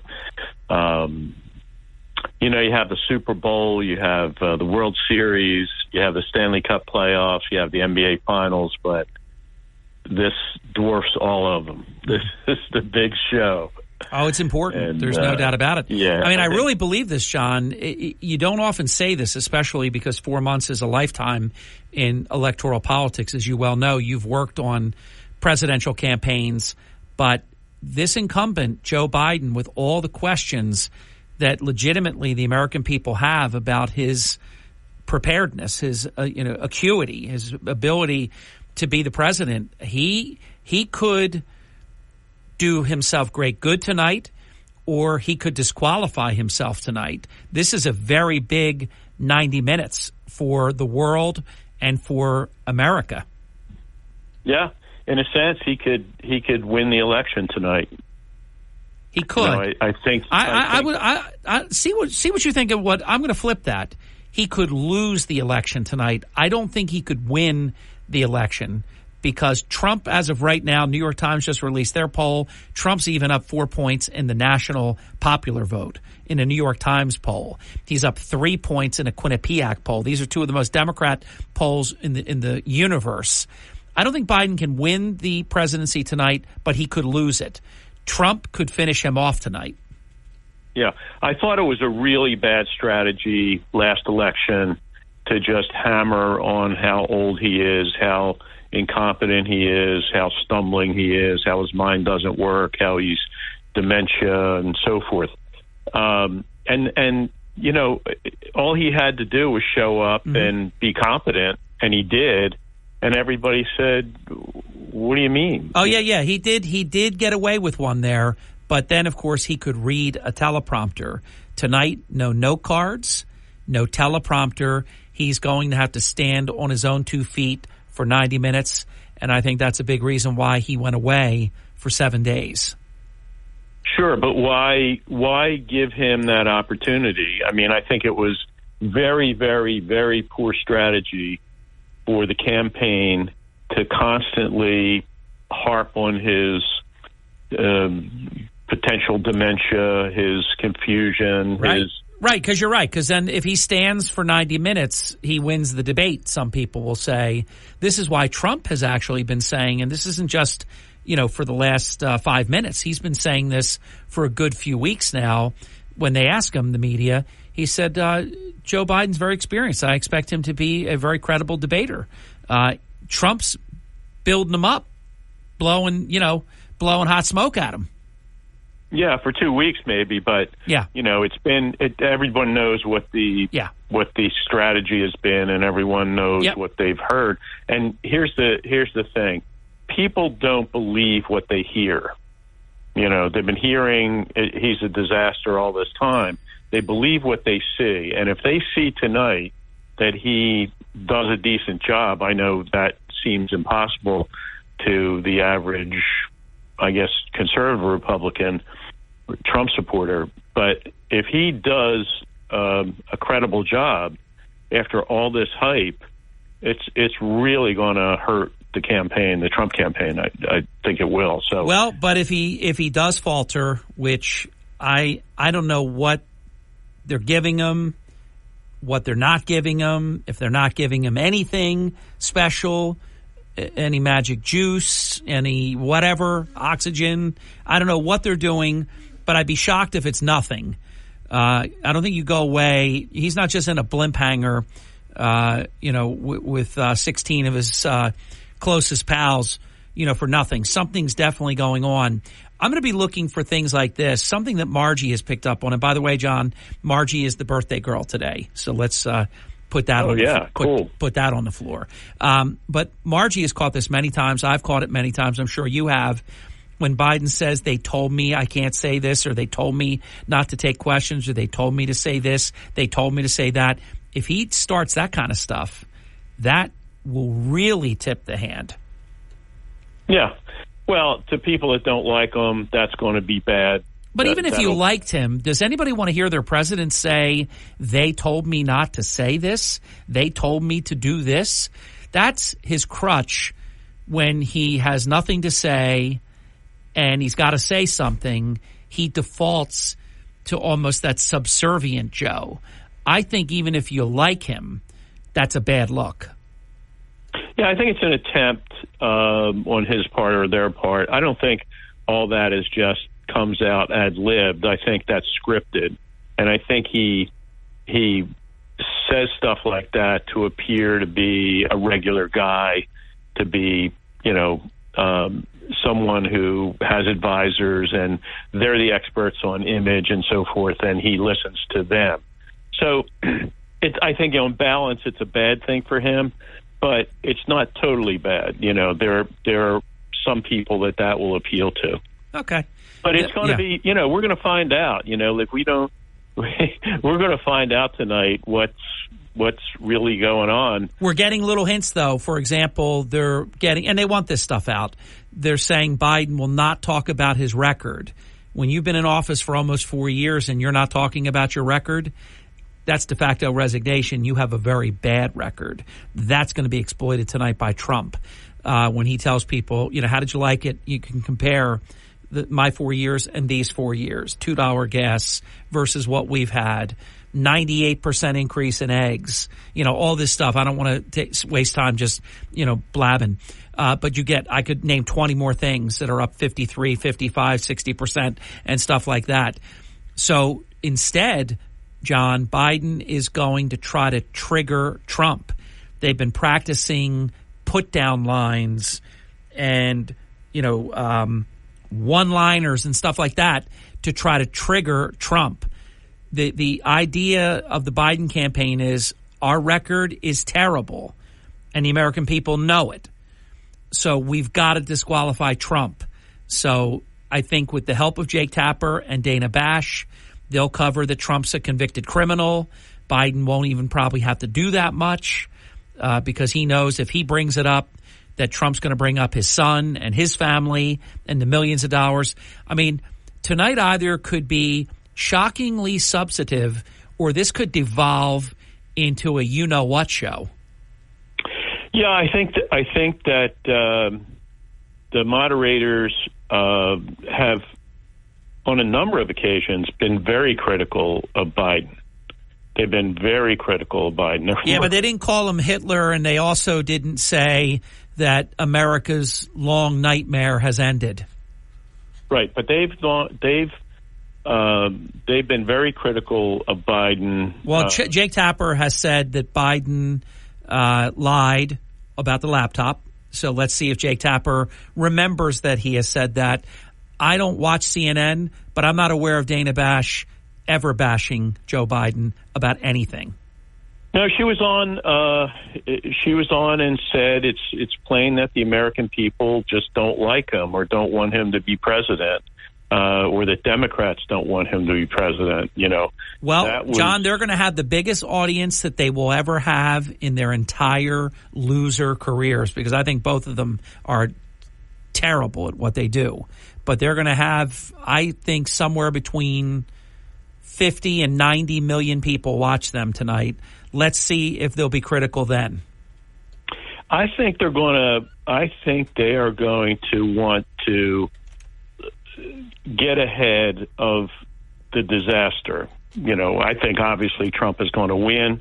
I think he's going to win the debate, and I think he's going to win the election. And I think that they are savvy enough.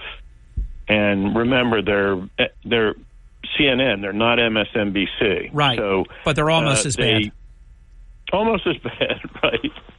Honestly, it's like you could put a credit card between the difference. I will concede they're not as bad as MSNBC, which many people call MSDNC, but they're like 90% as bad. John, you are onto something that I want to turn the floor over to you as soon as we come back in just a couple of minutes, because I floated a theory yesterday. There are many Democrats that they're saying, hey, this is it.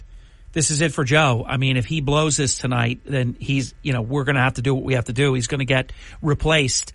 If we see a tough debate from CNN, that means that that's where we are, that the Democrats have decided that Joe Biden is not going to be the nominee. If they go all in like that, I think that will be such a telltale to what you just brought up. The time is yours.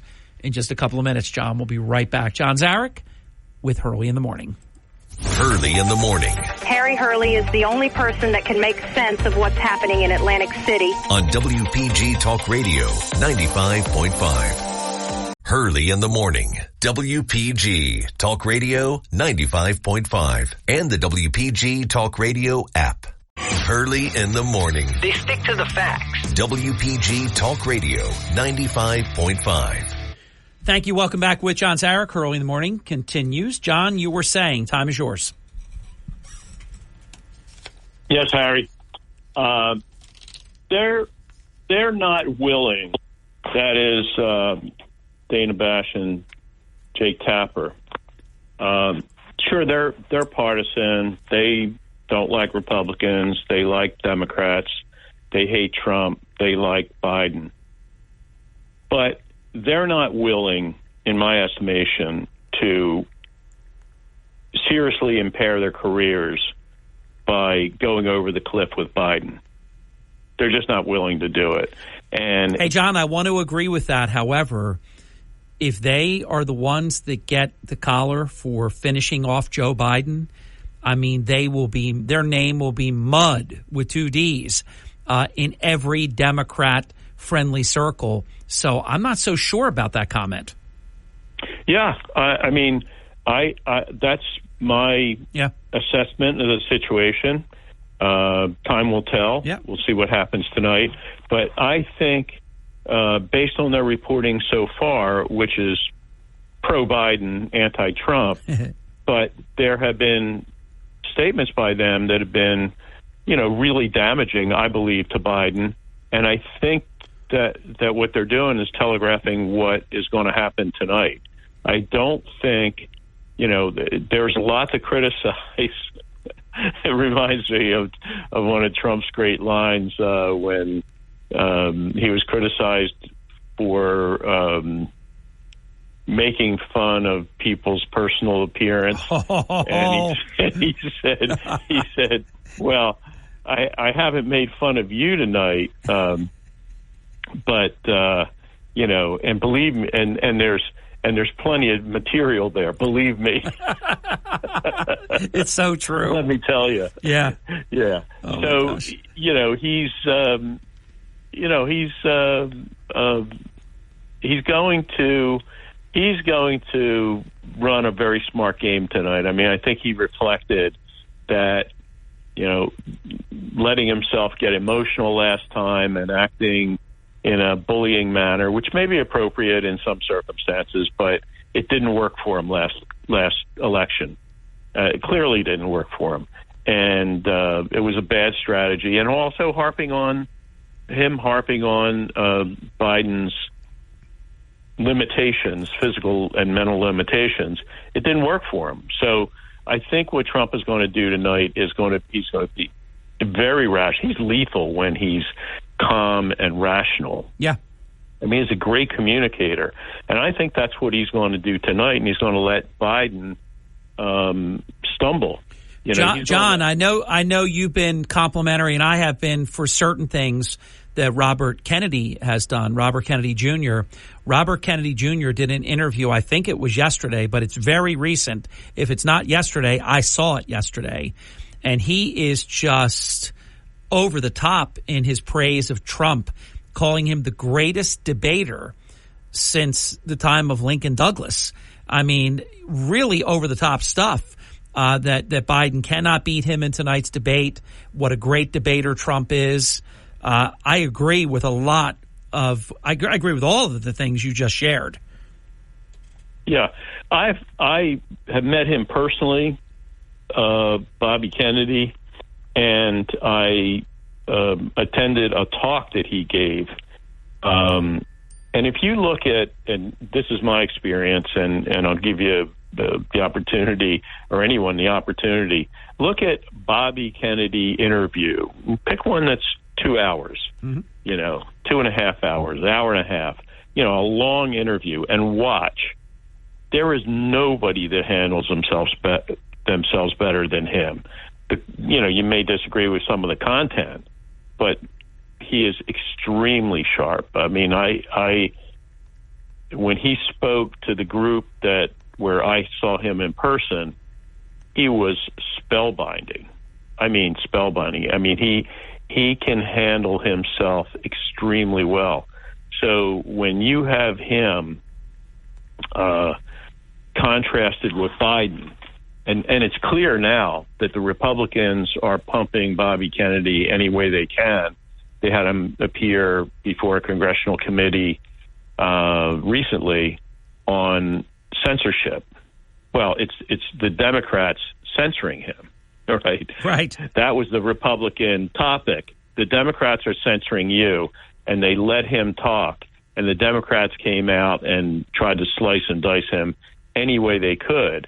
It's very, very clear how the numbers are breaking. I will say, as I predicted, he draws a lot more from he hurts the Democrats a lot more. He draws Democratic voters. John, it's finally coming true that they're stopping with that lie. Oh, we just don't know who he's going to take more from. I mean, come on. Two of the same, can't beat one of the same. It is dramatic how Trump's lead increases with Kennedy in the sampling, John. Yeah. And he is, he is competent. He is a lethal weapon.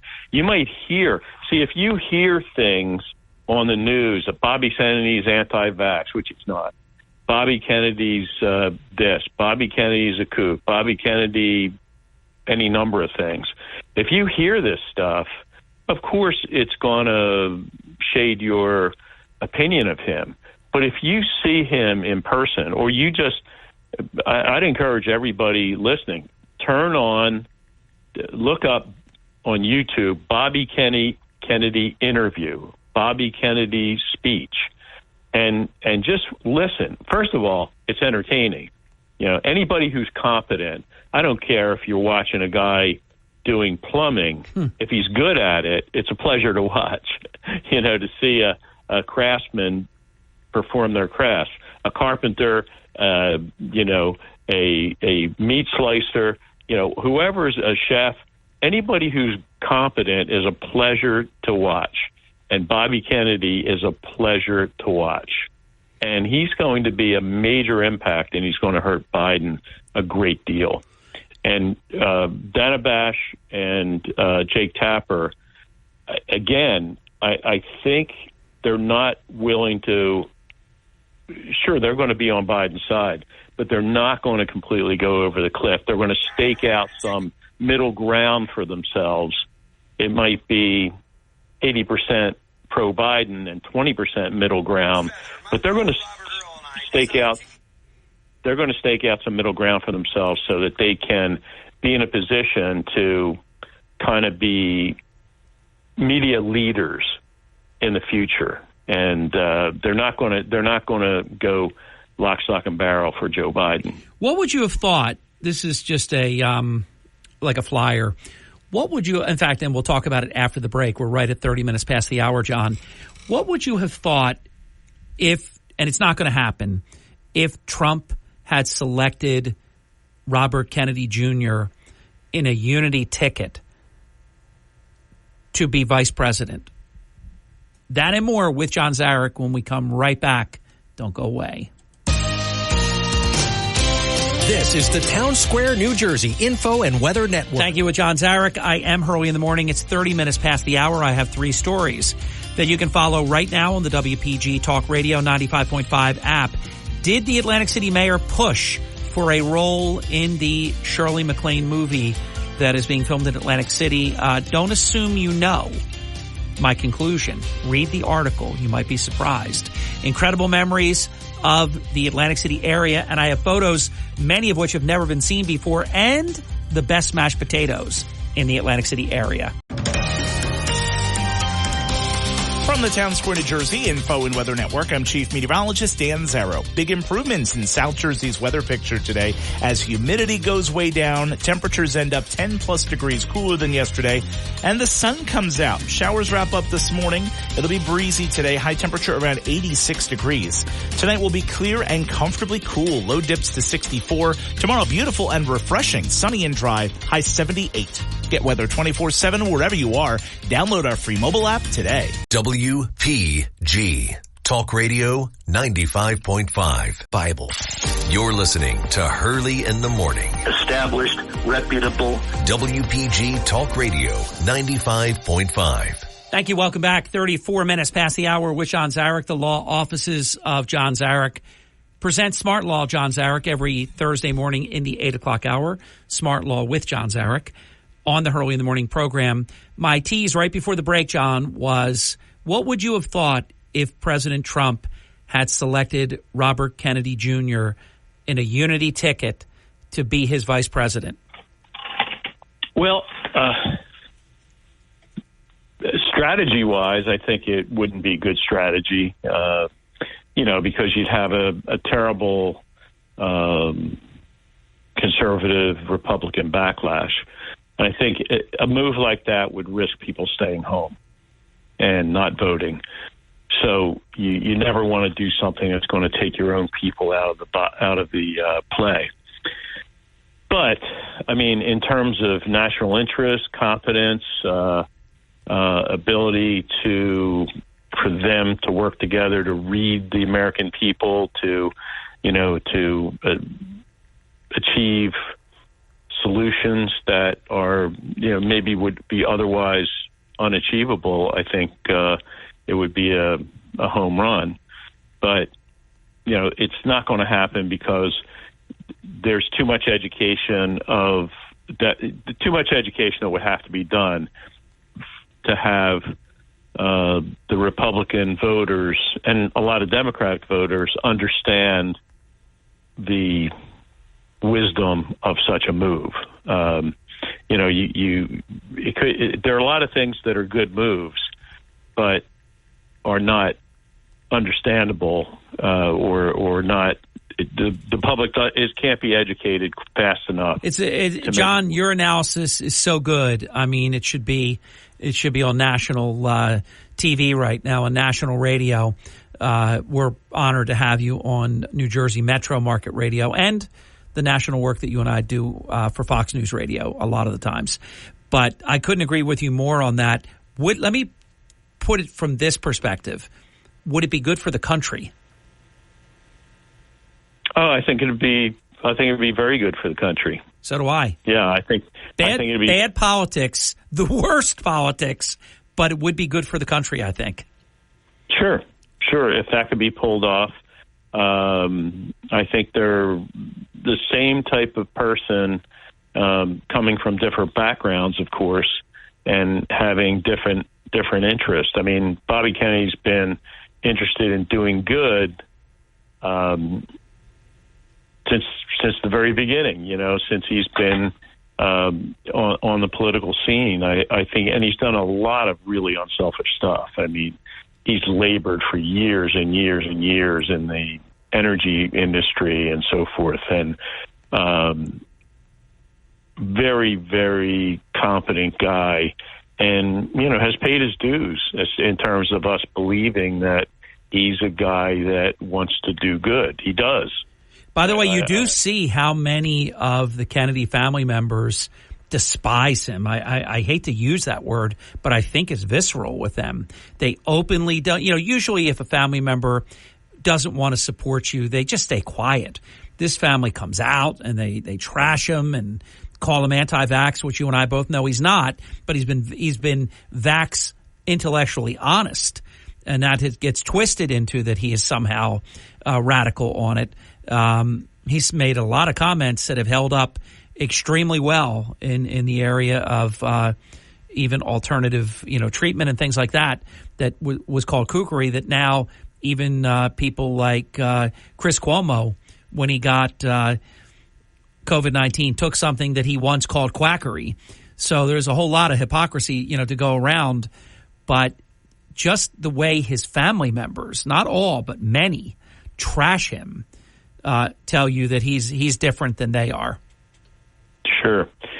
Well, the Kennedy family is all in with Joe Biden. They have been from the beginning. And, when they came out in support of Joe Biden, that really sealed the deal. Mm-hmm. That made it happen. So they're heavily invested in Joe Biden and in the cause. And naturally, they don't want anyone causing Joe Biden to lose. And they certainly don't want one of their own family members staking out his own territory in the presidential situation. So, understandable. They're angry. They love Joe Biden. They're all in. You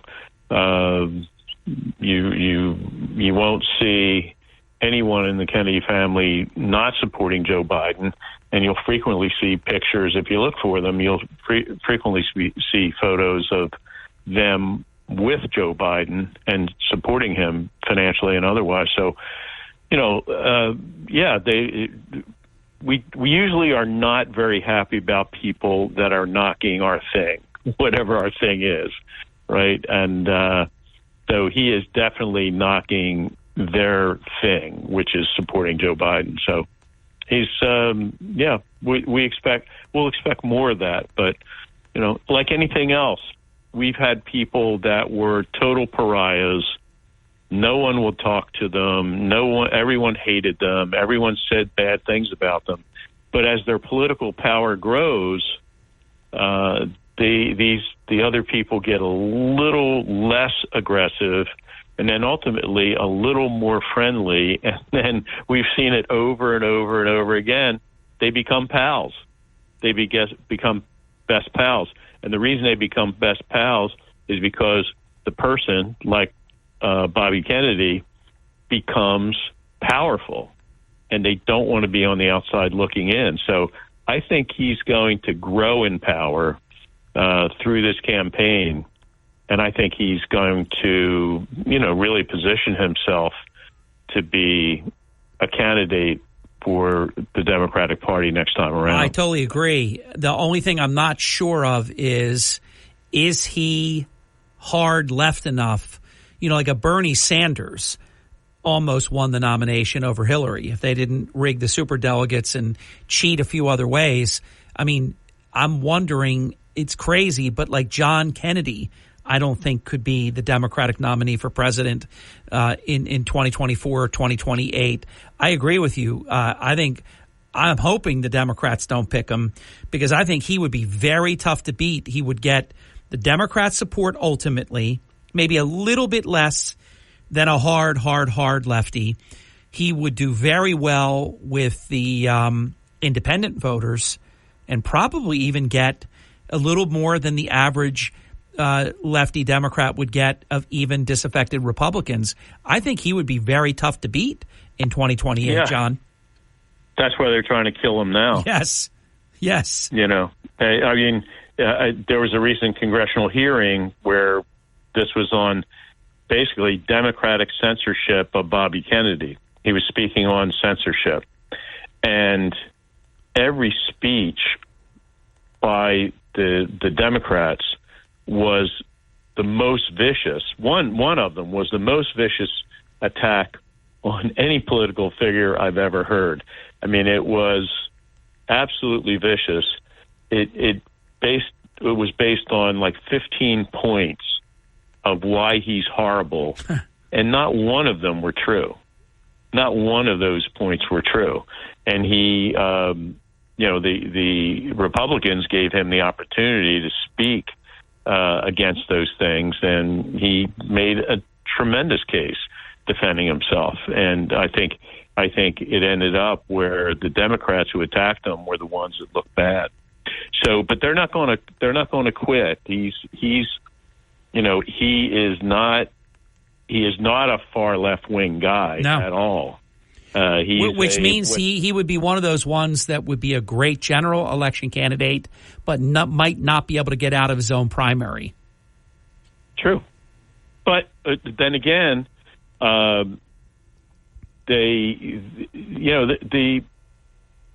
political types, and I mean the professional political types, they have power, but they only have so much power.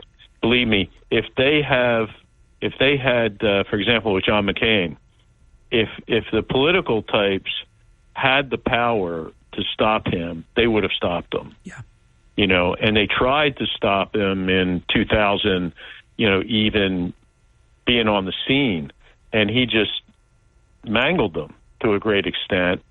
Ultimately, the money and advertising and the numbers wore him down, but he did make it to the nomination in 2008. So you can be, the political guys can be strong, and we had a situation in this state with Brett Schundler, right? Yep. Brett Schundler was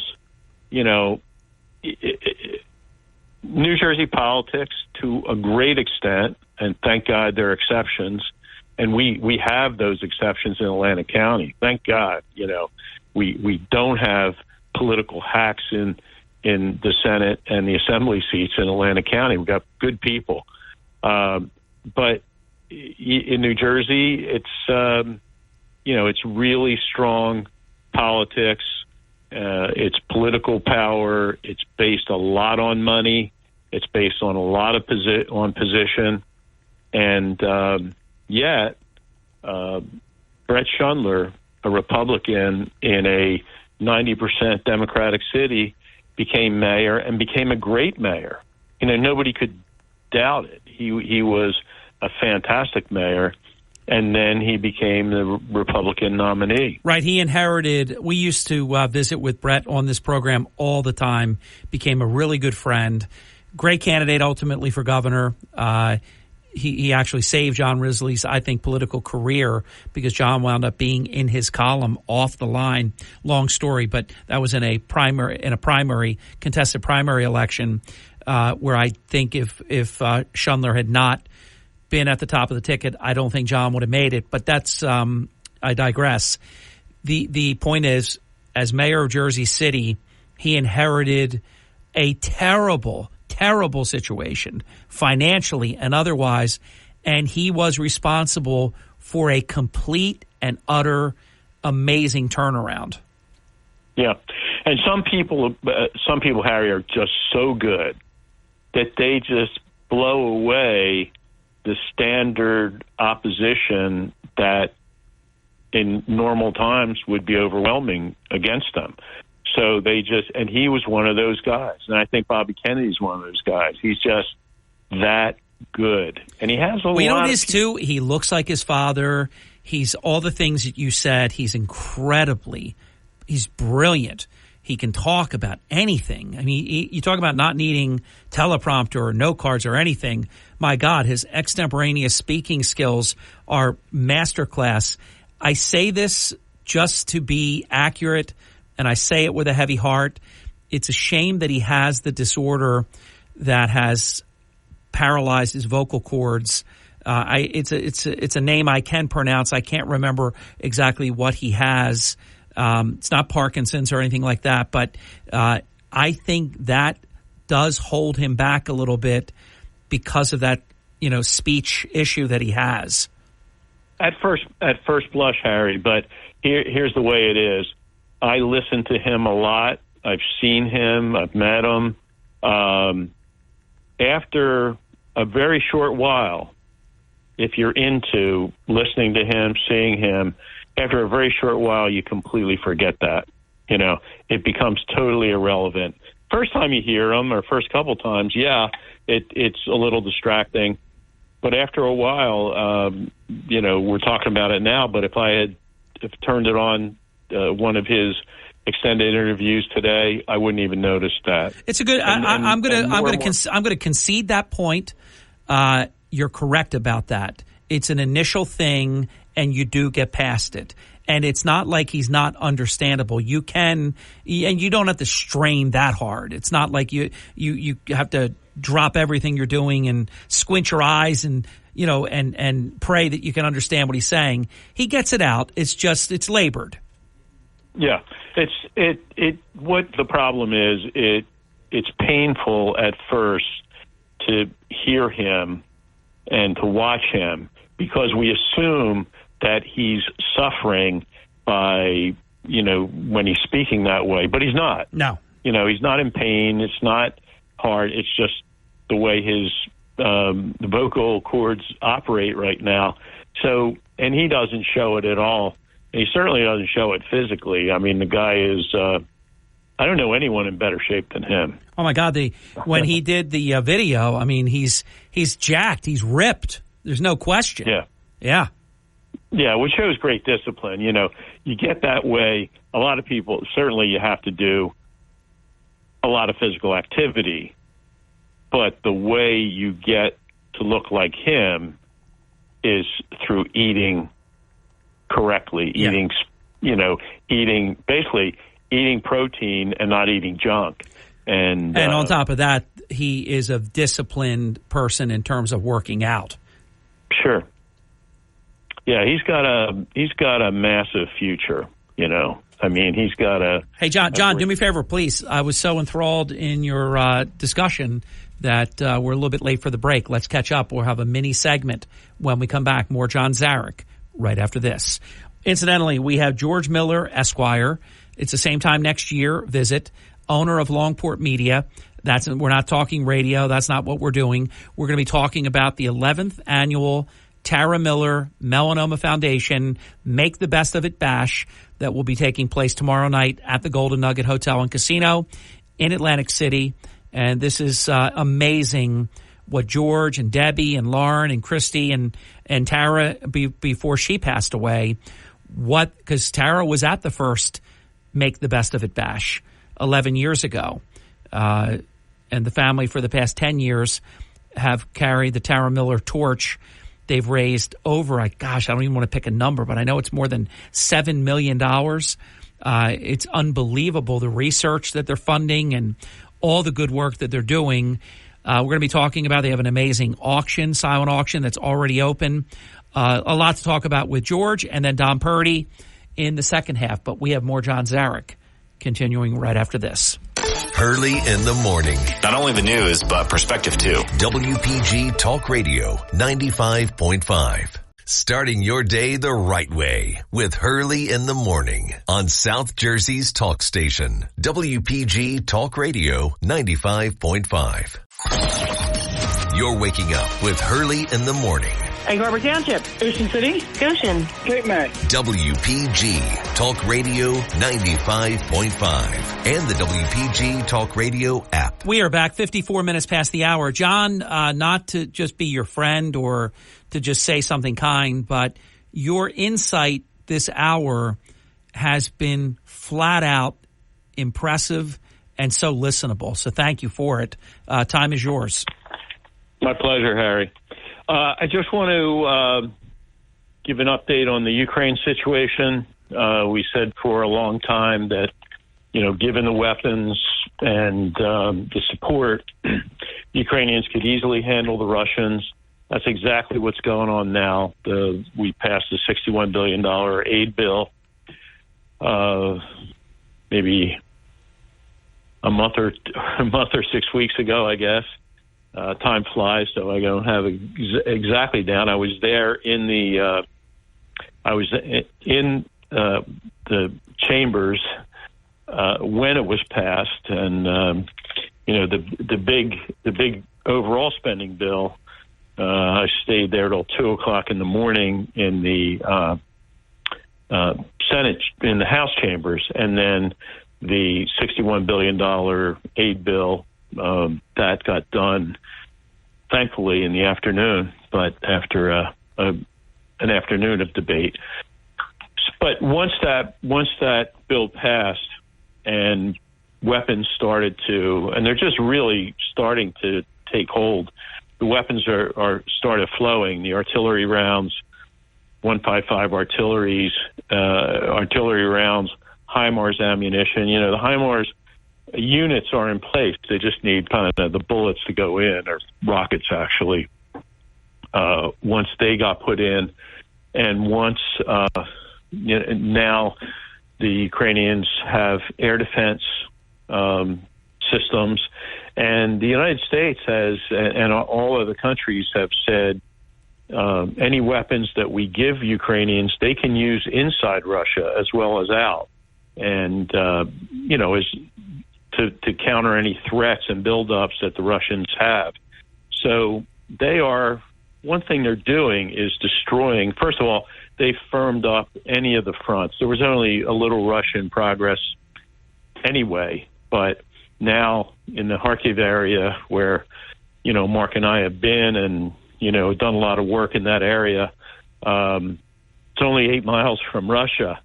In the Kharkiv area now, the Ukrainians have stopped the Russians' advance, never got into the city, but stopped the Russian advance, and now they're pushing them back. The Russians have given up on that offensive, and they really don't have anything else going. They're just trying to survive because the Ukrainians are knocking out their air defense systems every single day and knocking down their airplanes every single day. So Ukrainians are getting ready to use the F-16s, and they're really cleansing the area of Russian anti-aircraft systems. So, they're really in good shape now. The morale is very good. Most of us never quit. We hung in there and did whatever we could, and now we're getting more company because everyone loves a winner, Yep. And now, as the Ukrainians are starting to win, people are really piling on. The European countries are throwing money and weapons at them now, and the Russians are in very horrible shape. And there's been a crank up of sanctions. There's never been sanctions like this before. Sanctions relating to the Russians' ability to do business at all, and they're really, really hurting now. 20 seconds, John. They had to close their banks. So, UkraineHumanitarian.org, UkraineHumanitarian.org. If you want to help us, there's still plenty of suffering people, especially little kids.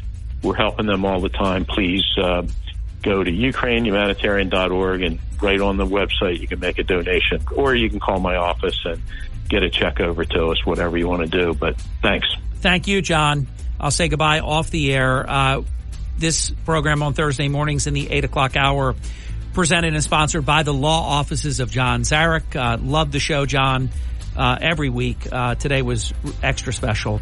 George Miller, owner of Longport Media, joins us next. We're going to be chatting about the 11th annual Tara Miller Melanoma Foundation Make the Best of It Bash. And then Don Purdy after George. From Harry Hurley Way in the world's playground to the broadcast pioneers of Philadelphia Hall of Fame, you're about to find out why Harry Hurley has been named to the Talkers Magazine list of the 100 most important talk show hosts in the nation. Live from the studios of Town Square Media in Northfield, it's Hurley in the Morning on WPG Talk Radio 95.5 and the WPG Talk Radio app. It is 5 minutes past the hour. I look forward to this each year, but I have to say I wish it wasn't necessary. So it is one of those, very, very real things. The need is extraordinary. And this family has done an amazing job to step up. And I'm talking about the George Miller family. I'm talking about George Miller. I'm talking about Debbie. I'm talking about Lauren. I'm talking about Christy. And yes, I'm talking about the late, great Tara Miller, who did attend the first Tara Miller Melanoma Foundation Make the Best of It Bash. This is almost impossible. I mentioned this to George just the other day when we were setting up our annual visit together. I kind of look at this as our Macy's and Gimbals moment, where I have the privilege to present the owner of Longport Media onto the airwaves of WPG Talk Radio 95.5. And it is a pleasure and it is a privilege.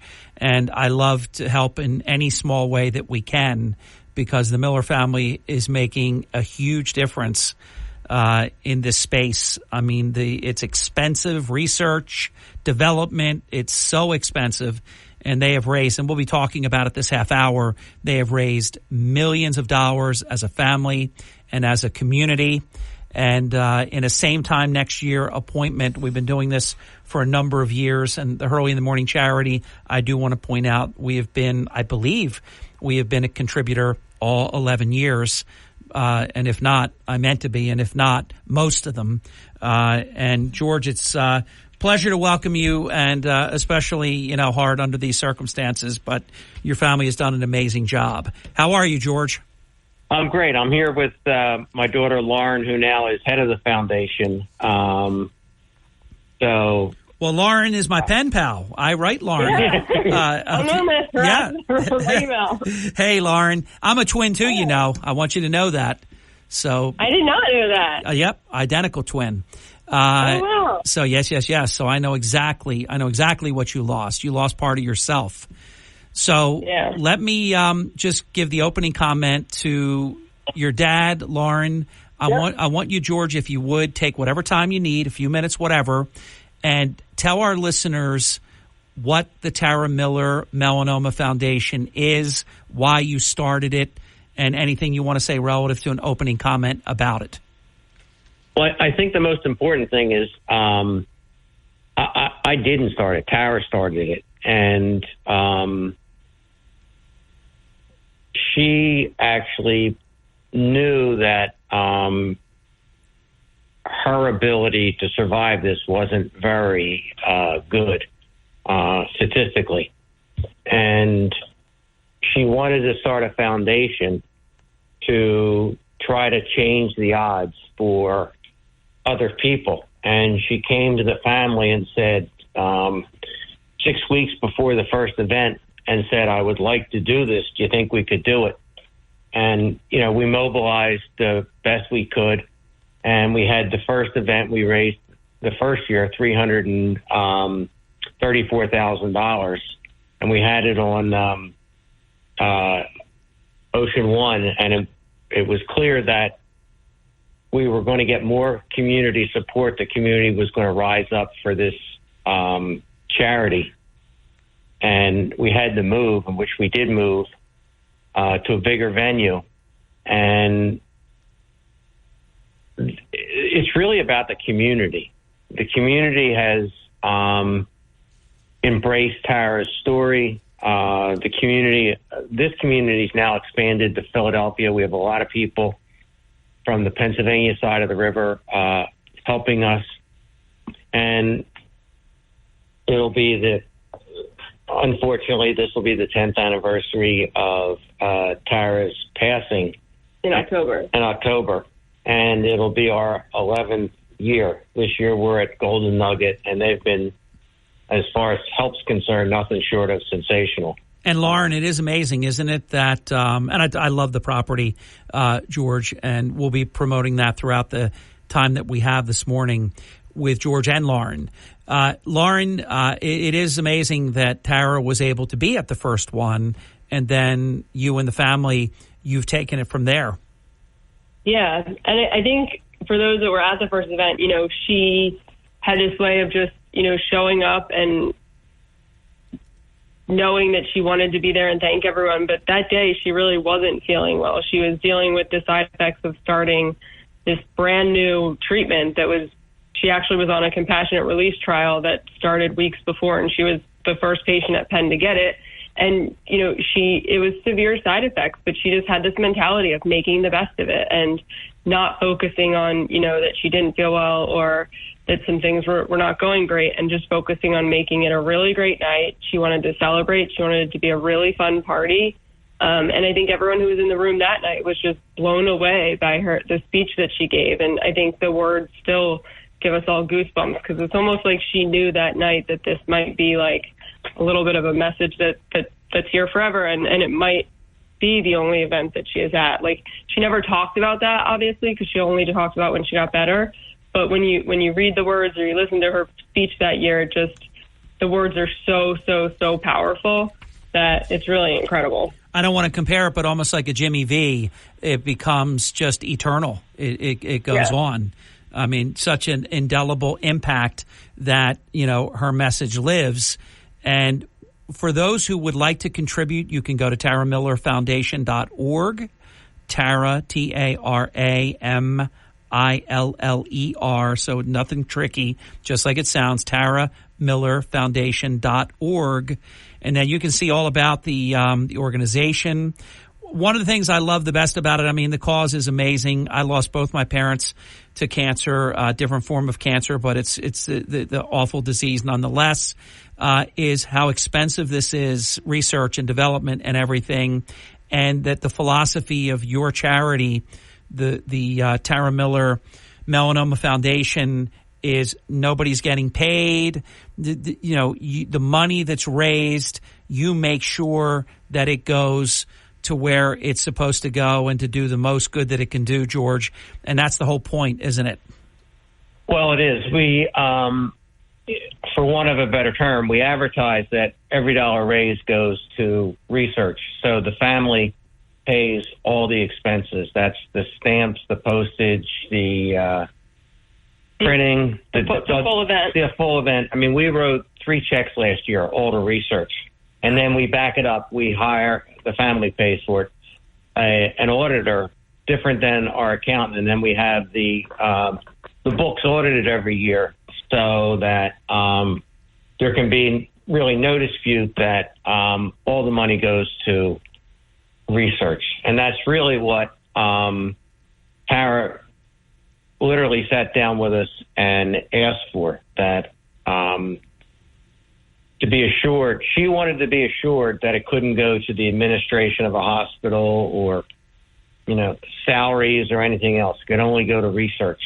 And I think one of the things that she did before she passed away was even working with Penn and setting up a fund. So the money is, once it goes to Penn or MRA, it can only be used for research. Like, Tara was very smart and usually 2 steps ahead, but we actually review all of the grants that come in to find out what the research project is for, what they're doing, how they're doing it, to really make sure we're picking the most groundbreaking research. But we've also, I feel like in the past couple of years, gotten even more focused on trying to, really solve the problem for late stage patients like Tara and patients who've had it spread to their brain, because we know that for melanoma patients, so many times if it's in your brain, you're excluded from a trial, or there's really not as many options.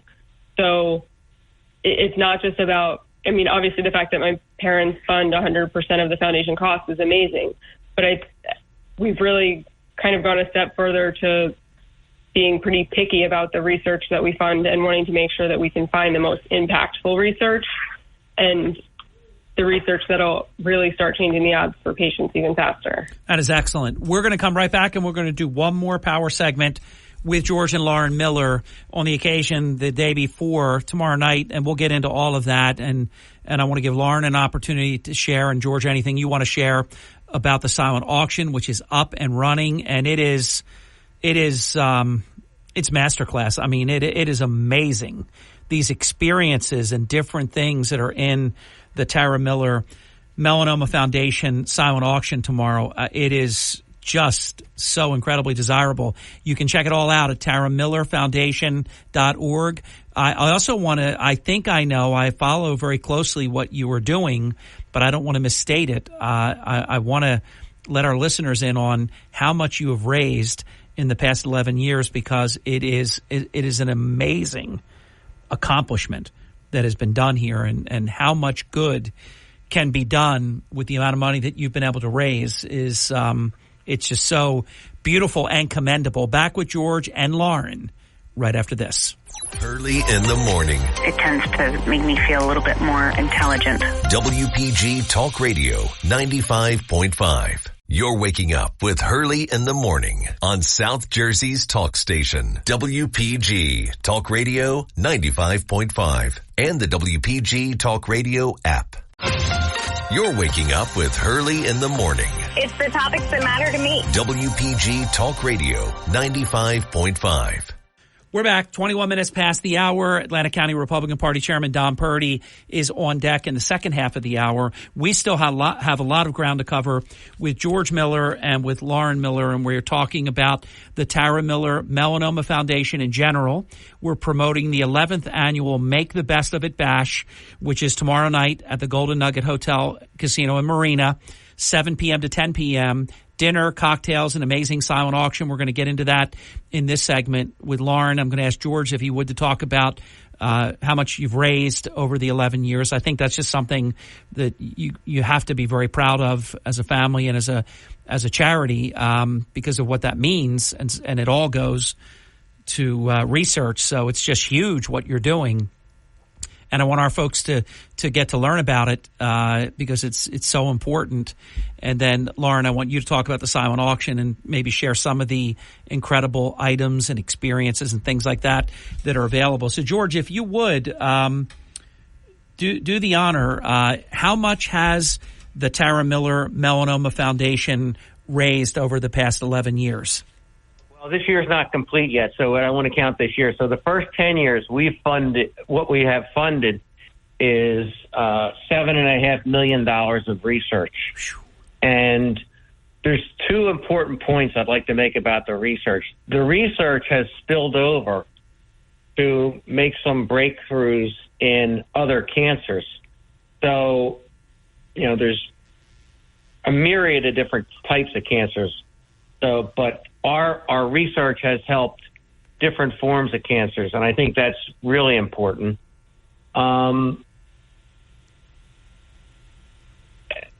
So the answer to your question is we have funded $7.5 million of research throughout the world. And is it fair to say that when the 11th year is factored in, that number will increase by another 7 figures? If I say that, Lauren will smack me. All right, Lauren, I don't want to get Dad in trouble. I'm going to predict that it'll either be at that or near that. Lauren, if you would, tell us about the silent auction, because as someone that puts on a rather small silent auction compared to yours, I just think it is remarkable. And there just seems to be something for anyone and everyone's taste. Share some thoughts about it. Yeah, I mean, I will say we focus on the auction probably all year round of just trying to make sure that it's so unique. And I think part of that comes from Tara. Like, she loved shopping and she loved the idea of shopping for a cause.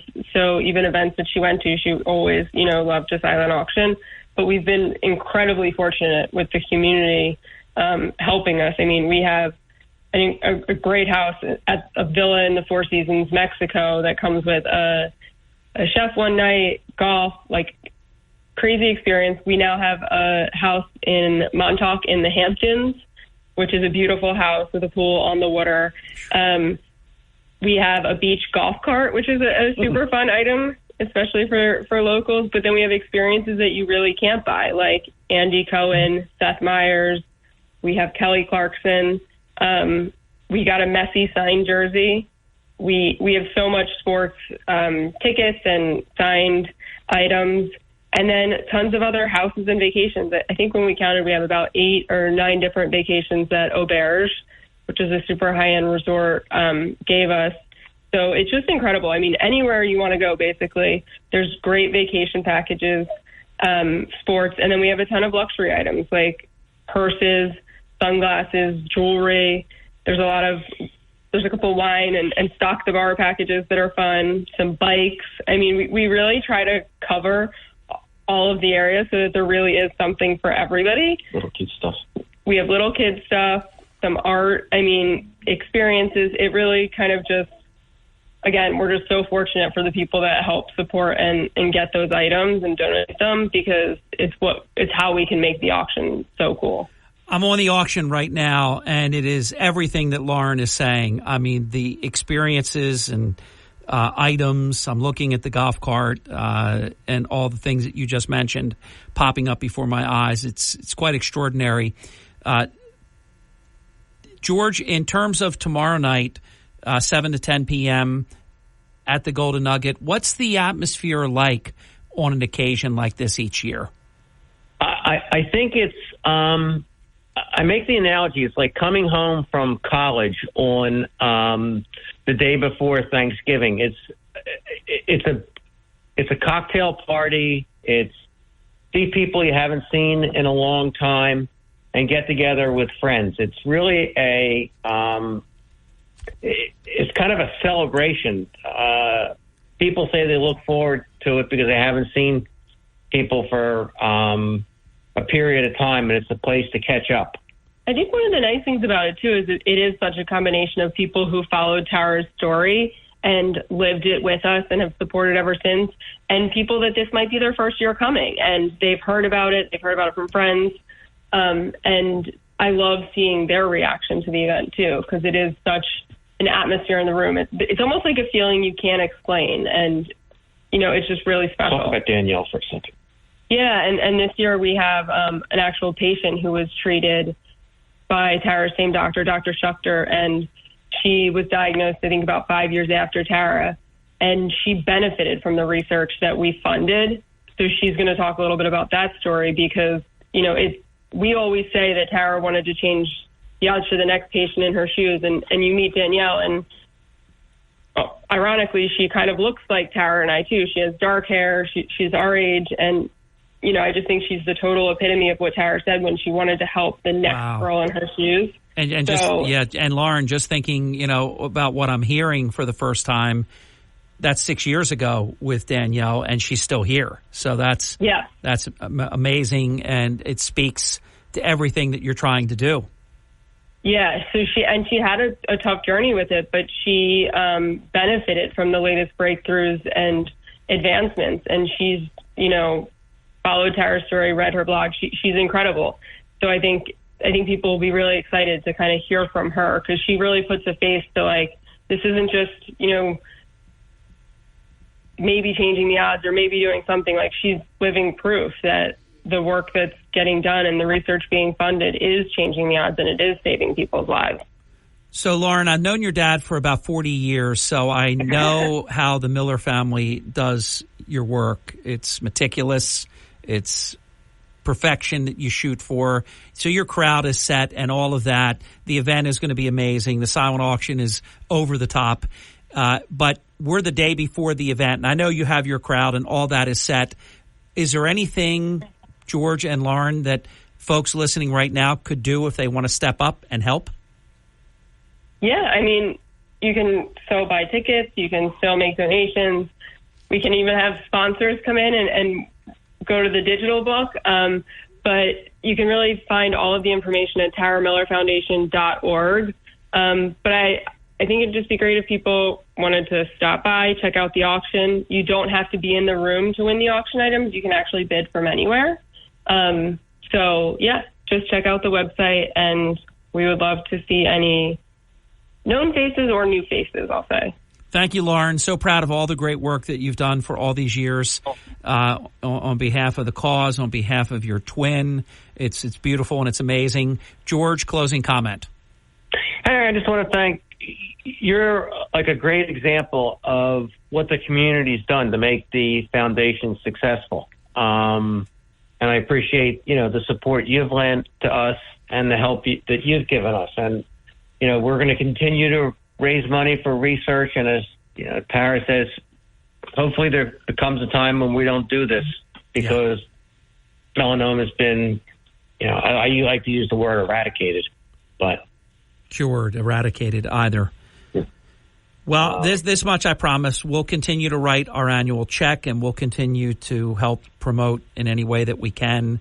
And we're fully behind everything that you're doing, you and your family, in memory of Tara, and all the amazing work that you're doing for people that are benefiting from it today. And I think the example of Danielle speaking at your event is going to bring the house down. I mean, it's so profound. It's so powerful. It's everything. It validates, it vindicates. I mean, it's so much.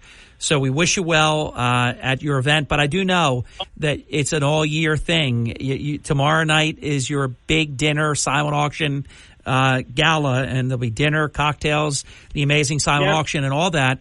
But you work it all year. It's not just one night. Correct. Lauren, anything that you didn't get to say that needs to be said? No, just thank you so much for your support. Absolutely. It's been great, so we appreciate it. We're with you, Lauren and George, and please give my regards to Debbie and everybody, and have a great event, George. Thank you. You're welcome. Thanks, Harry. I will talk to you next week. I look forward to it.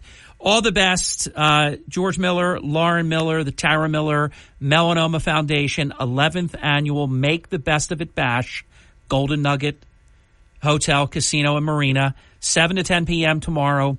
Dinner, cocktails, an amazing silent auction. And you can find out all this and a whole lot more, including they're so transparent. I mean, there's great content on the taramillerfoundation.org website. So check that out, and you can see exactly where they have benefited research for all these years. We'll be right back. Dom Purdy joins the program next. In a world full of fake news, AI, and unverified information on social media, where can you get the latest, most accurate South Jersey news? WPG Talk Radio 95.5 and the WPG Talk Radio app. Don't wait for the newspaper to come in the mail. The WPG Talk Radio app is updated around the clock from New Jersey's largest radio news team. Accurate, dependable, reliable. When you need to know, it's WPG Talk Radio 95.5 and the WPG Talk Radio app. Listen at home or in the office on your smart speaker. Just say, play WPG. Hurley in the morning. If you really want to know what's happening in Atlantic City, it's Harry Hurley every single morning. WPG Talk Radio 95.5. All right, I have to promote something. It has nothing to do with politics. And Mr. Chairman, will the chairman yield me 30 seconds, Mr. Chairman? Will you yield? Absolutely. Thank you. Absolutely. Thank you for yielding, Mr. Chairman. Don Purdy is here. I wrote a story just a little while ago that I want everybody to read. If you're like me, I love chicken, but I don't like chewy chicken. It's got to be good chicken. Guy, he pronounces it Fieri. You mere mortals might say Fieri, but it's not really Fieri. It's Fieri. But leave that to your trained broadcasting specialist because, I'm trilingual. So anyhow, Guy Fieri is coming to Atlantic City with Chicken Guys. Now, let me tell you something about Chicken Guys. The chicken is so tender and juicy and perfect. I've never had it, but I've had it described to me. And the kicker is the homemade sauces that Guy Fieri designed and developed. Guy Fieri, Chicken Guys, is coming to Atlantic City, and if you read my article, I tell you where. Mr. Chairman, I'm starving right now after that little mini chicken commercial. I don't know if you like chicken, but if I could only pick one food, it's not my favorite food item, but if I could only pick one food item, it would be chicken. And I want to underscore that if you ask me what my favorite food is, it's not chicken.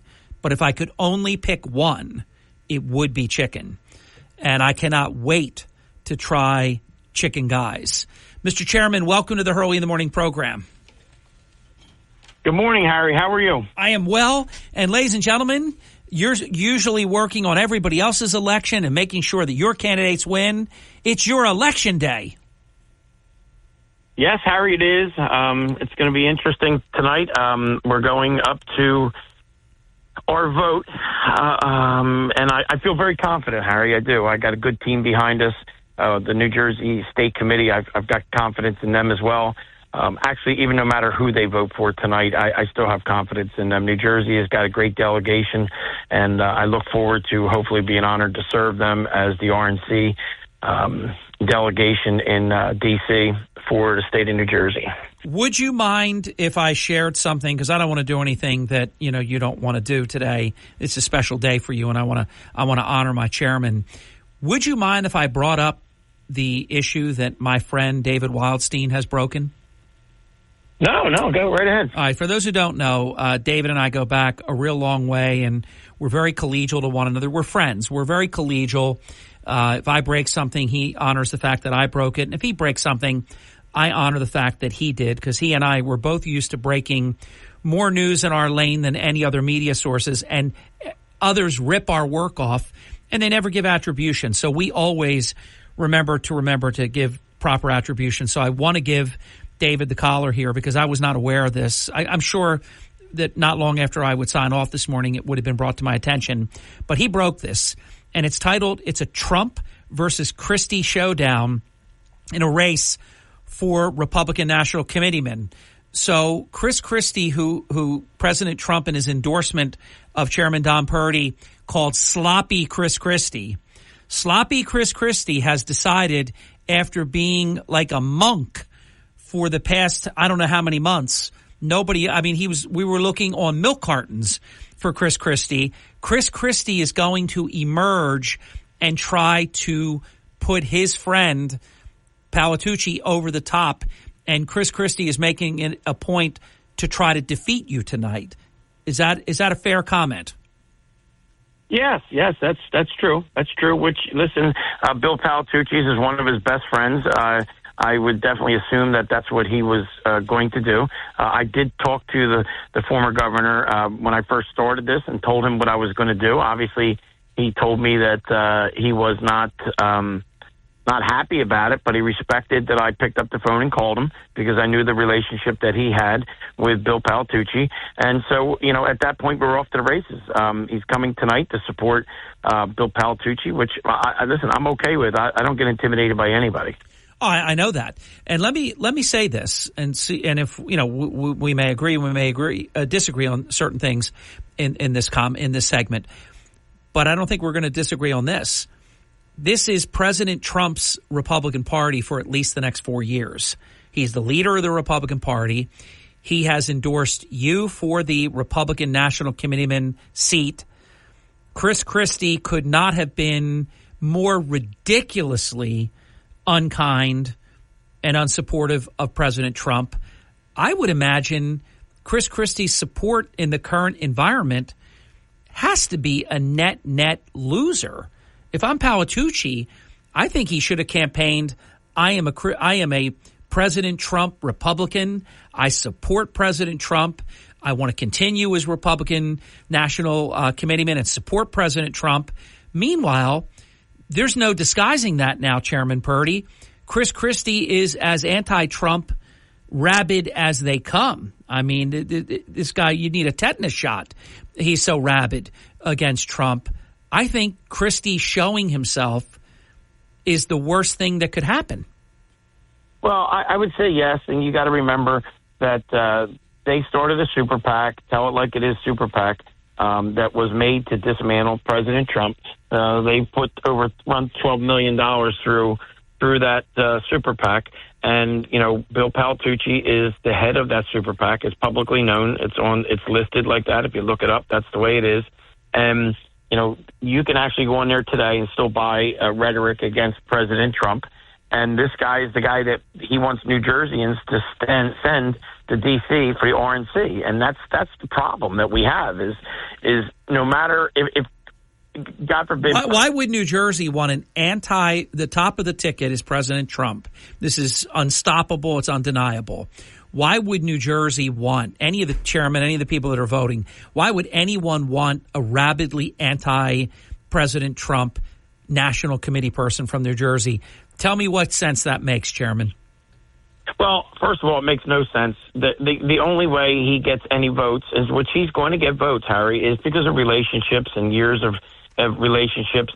But, here's the issue. You said it earlier, to President Trump, his daughter-in-law is leadership in the RNC. They're going to be in leadership until 2028. And, they control the destiny of the states for financing and resources and support for our big election. Yeah, I mean, and that's the key. I know you can do this tonight. Jack Ciattarelli is going to be the next governor of New Jersey. The Republican state committee, actually the Republican National Committee especially, they didn't support Ciattarelli because they didn't think he could win. He's proven now that was a miscalculation. He can win, and he is going to win.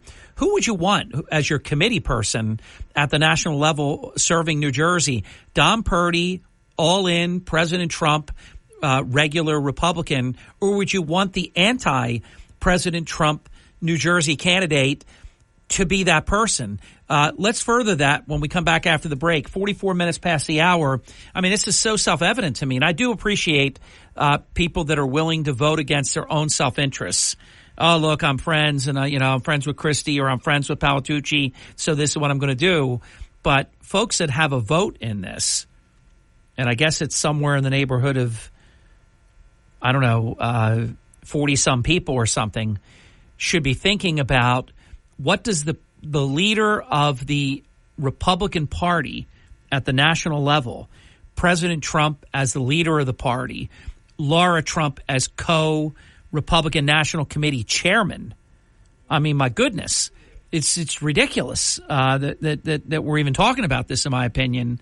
And I sure do hope that this goes Don Purdy's way and his running mate Janice Fields' way. And I remind everyone listening, including decision makers, President Trump put out a full-throated endorsement of Don Purdy and Janice Fields and referred to former New Jersey Governor Chris Christie as sloppy Chris Christie. said that a close friend and supporter of sloppy Chris Christie is running against Purdy. My God, this should be turn the lights out. Dandy Don Meredith should be singing right now. We'll be back right after this. Don't go away. Atlantic County Republican Party Chairman Don Purdy, who is, I believe, the favorite to be the next national Republican committeeman from the great state of New Jersey, is our guest for the remainder of today's program. We have 20 minutes. Let's make it count. You're waking up with Hurley in the morning. It's well-balanced conversation. WPG Talk Radio 95.5. WPGG Atlantic City. WENJ HD3 Millville. A Town Square media station. Go with your gut.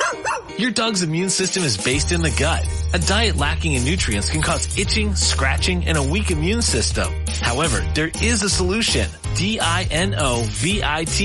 Dinovite. It took a grand total of 2 weeks. The dog stopped itching, the hair stopped falling out. Try Dinovite for free. Just pay shipping and handling.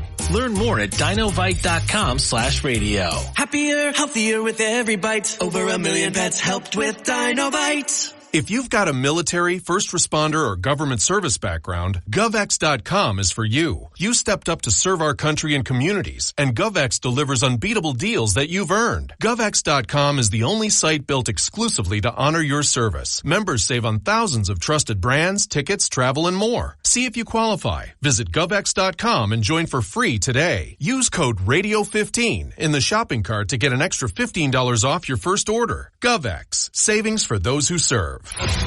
You're waking up with Hurley in the morning. I listen every morning. WPG Talk Radio 95.5. I'll tell you, I'm very jazzed up during this segment because it isn't that often that you get, look, it's rarefied and it's impressive, to be the Atlantic County Republican Party chairman. You look at some of the greats, Bill Ross and Ken Lefevre and greats over the years. It's a big deal.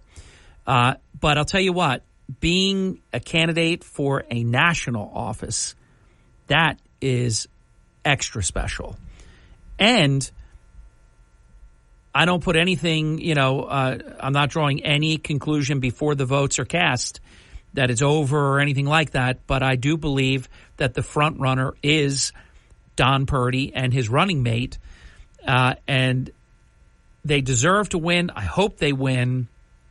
And when they do, you think about the help that they're going to be able, because they're going to be part of an absolute chain, if you will, of direct, involvement at the national level, which I promise you, just as a broadcaster, that's not anything but good for Atlantic County Republicans, New Jersey Republicans. These positions do matter, don't they, Chairman? Yeah, Harry, it's going to be really fun. I mean, we get to travel around the country, not only just to represent New Jersey, but also to represent, Republicans. And, it's going to be an honor. It really is. It's going to be a fun time. And, it's to be able, I had a conversation with Chairman Keith Davis yesterday. He wished me luck. He thinks it's going to turn out great. He's really excited. And just to have a former chairman from Atlantic County wish it actually talk about Kenny Lefevre. Lefevre sent me a nice message. And by the way, I did mean to mention Keith, so thank you. You did it in a very polite way. You picked me up there because Keith is an example, and you are an example of how it should be done. The transition from Keith Davis to Don Purdy was absolutely seamless. There was no backbiting, infighting, bad-mouthing.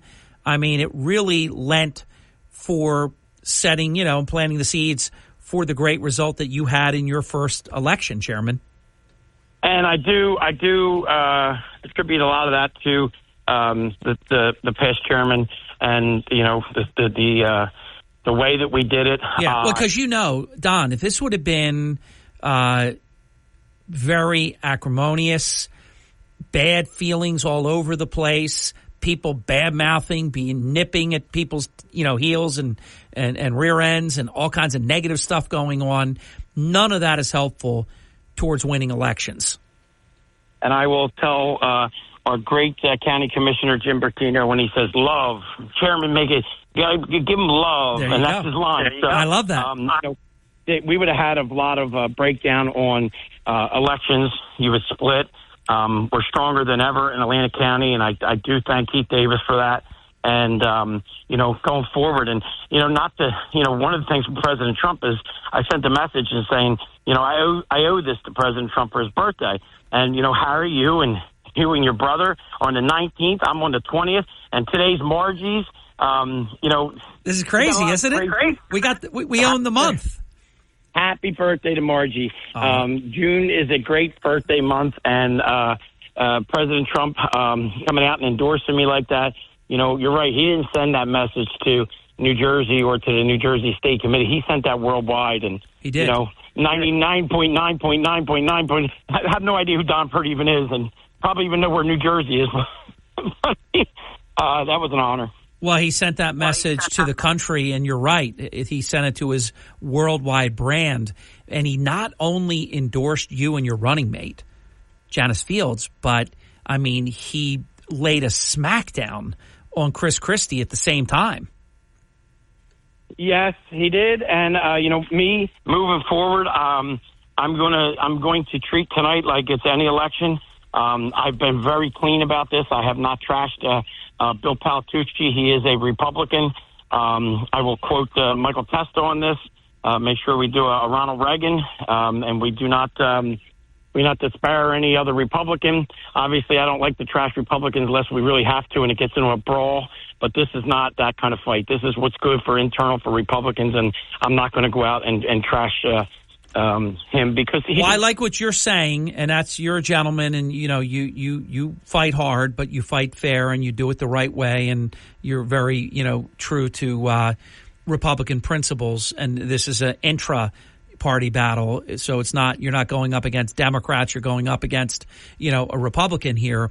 But are Chris Christie and Bill Palatucci doing anything dirty towards you? I don't know that, Harry. Anything is possible. I got big shoulders. If they do, I'll take it, and I'll address them face to face tonight. And it's like I tell people, it's like Sylvester Stallone. I can't remember the name of the movie, but when it's the arm wrestling movie, when he takes the hat and turns it around. Yeah, Over the Top. It's called. I love it. There you go. Well, that's me. When somebody pushes me to that level, I might not be wearing the hat, but you can visualize and see the color change, and I can do that, and I can do that at a snap of a finger. So that is a great move. If you've never seen the movies, ladies and gentlemen, watch it. There's also at the time, he's older now, of course, but because this is years ago, a young boy who his face will be very recognizable. He's the son of the character that Stallone plays in it. And Don, you're absolutely right, Chairman Purdy, when he takes his baseball cap and he swings it around so that the bill is now behind his, neck. Oh my God, something big is going to happen. He's going to take somebody down. And it's a great, great movie. Robert Loggia is in the movie. He plays the grandfather of the little boy. And it's, I don't even know why I'm remembering this, but I think his name is Lincoln Hawk in the movie. But anyhow, he has a hawk. He has a hawk on top of his truck, the medallion. But it's a good analogy, Chairman. So look, you're being a gentleman, but if they do something that isn't right, you're going to be right there to do what you have to do. That is one of the part of me. My bad part is, and I do tell it the way it is, and I don't sugarcoat it. I try to make people feel comfortable with what I'm telling them because that's my feeling. Again, in politics, I have made mistakes. People explain to me what my mistakes are. I've changed my opinion. I've done everything you could think about in politics. And that's why I believe that I could do this job and do it right and make New Jersey in a better place in D.C. Give people listening, and there are many that are listening that know you're on right now that are a part of this decision-making process that are wondering, what's going through your mind hours before the vote, just a few hours before the vote. What would this mean to you to be elected national committeeman Republican National Committeeman for New Jersey. What would that mean to you? Well, I mean, put it to you this way. First of all, it's a great honor. That's first off. Second of all, I mean, there's only 2 in New Jersey. It's almost like the U.S. Senators, there's only 2. But we don't do legislation. We don't do laws. But we are the ones that are actually in the grind. We're in the meat room. We're making the sausage. And that's kind of what this is about, fighting for what you can bring back to your state. The relationships, the connections, and the ability for ideas, networking, bringing, I believe there's a chance of being able to bring businesses to New Jersey. You're going to have access to all that. And I think that that's what's pretty exciting about this, is because, A, it's nothing I've ever done before, but it gets you in a network that's a lot bigger. I mean, we're in a baby pool right now, and we're going to be thrown in the ocean. It's a whole different way of what we're used to doing, and it's exciting. This is different. You're running for an office, and your electorate is obviously very politically savvy electorate and such. When you're running for office, and you've done both, so you know both, this is a different kind of election than when you're looking to be mayor of your hometown or Senator Palestina running for the Senate. This is an election involving people that are very well-versed on the Republican political system. That's a whole different election process, isn't it? Well, it's everybody that's going to be in that room tonight is in the know. They know what's going on. They know what the interests are. They know what's at stake. So if everything is straight up just about voting for the right person, they know exactly what's happening. It's not like you're updating people politically what's happening. These people eat and sleep this stuff, Harry, all the time. Yes. Is it hard? Is it easier to run when you're doing mailers and radio ads and meeting door to door, coffee klatches? When you're running for the vote of the people, is that easier or harder than earning the vote of party insiders? I think it's easier, Harry, because, so I could show up at somebody's door and look and see that they got a nice car that I want to talk about, or they like the way somebody smiles, or, their kids go to the same school, or they like the Eagles, or they like the Phillies, and, oh, that guy was really nice. He came here. He likes the Phillies. I'm going to vote for him. You don't have that with this. You're not BSing anybody. These guys know exactly what's going on. They know what the temperature is all through the state. It's not just Atlantic County, so it's the whole state of New Jersey, representative everywhere of the 21 counties. I mean, if you look at the political insiders, Atlantic County has Bob Croce. Bob Croce from Brigantine, very, very insider, knows exactly what's going on. He's been Bob since he was in his teens. Cindy Ballas. Cindy Ballas knows exactly. They're the 2 from Atlantic County. Yeah. And them people, they're tied in. They know what's happening. Chairman, let me follow up with this. And I think it's true, but you're going to know if it is or it isn't. There are elections where sometimes it's about the candidates, and then other times there are elections when it's proxy. And then there are elections where it's both. Is this as much an election of Don Purdy versus Bill Palatucci as it is an election between Donald Trump and Chris Christie? This election that I'm going to take forth in tonight is Chris Christie and Donald Trump. Yep. And unfortunately, it's me against Chris Christie, because we're going to be the nose to nose. Donald Trump is in Florida. He's got his debate. But, I'm going to represent the president. I think I'm going to do a good job with that.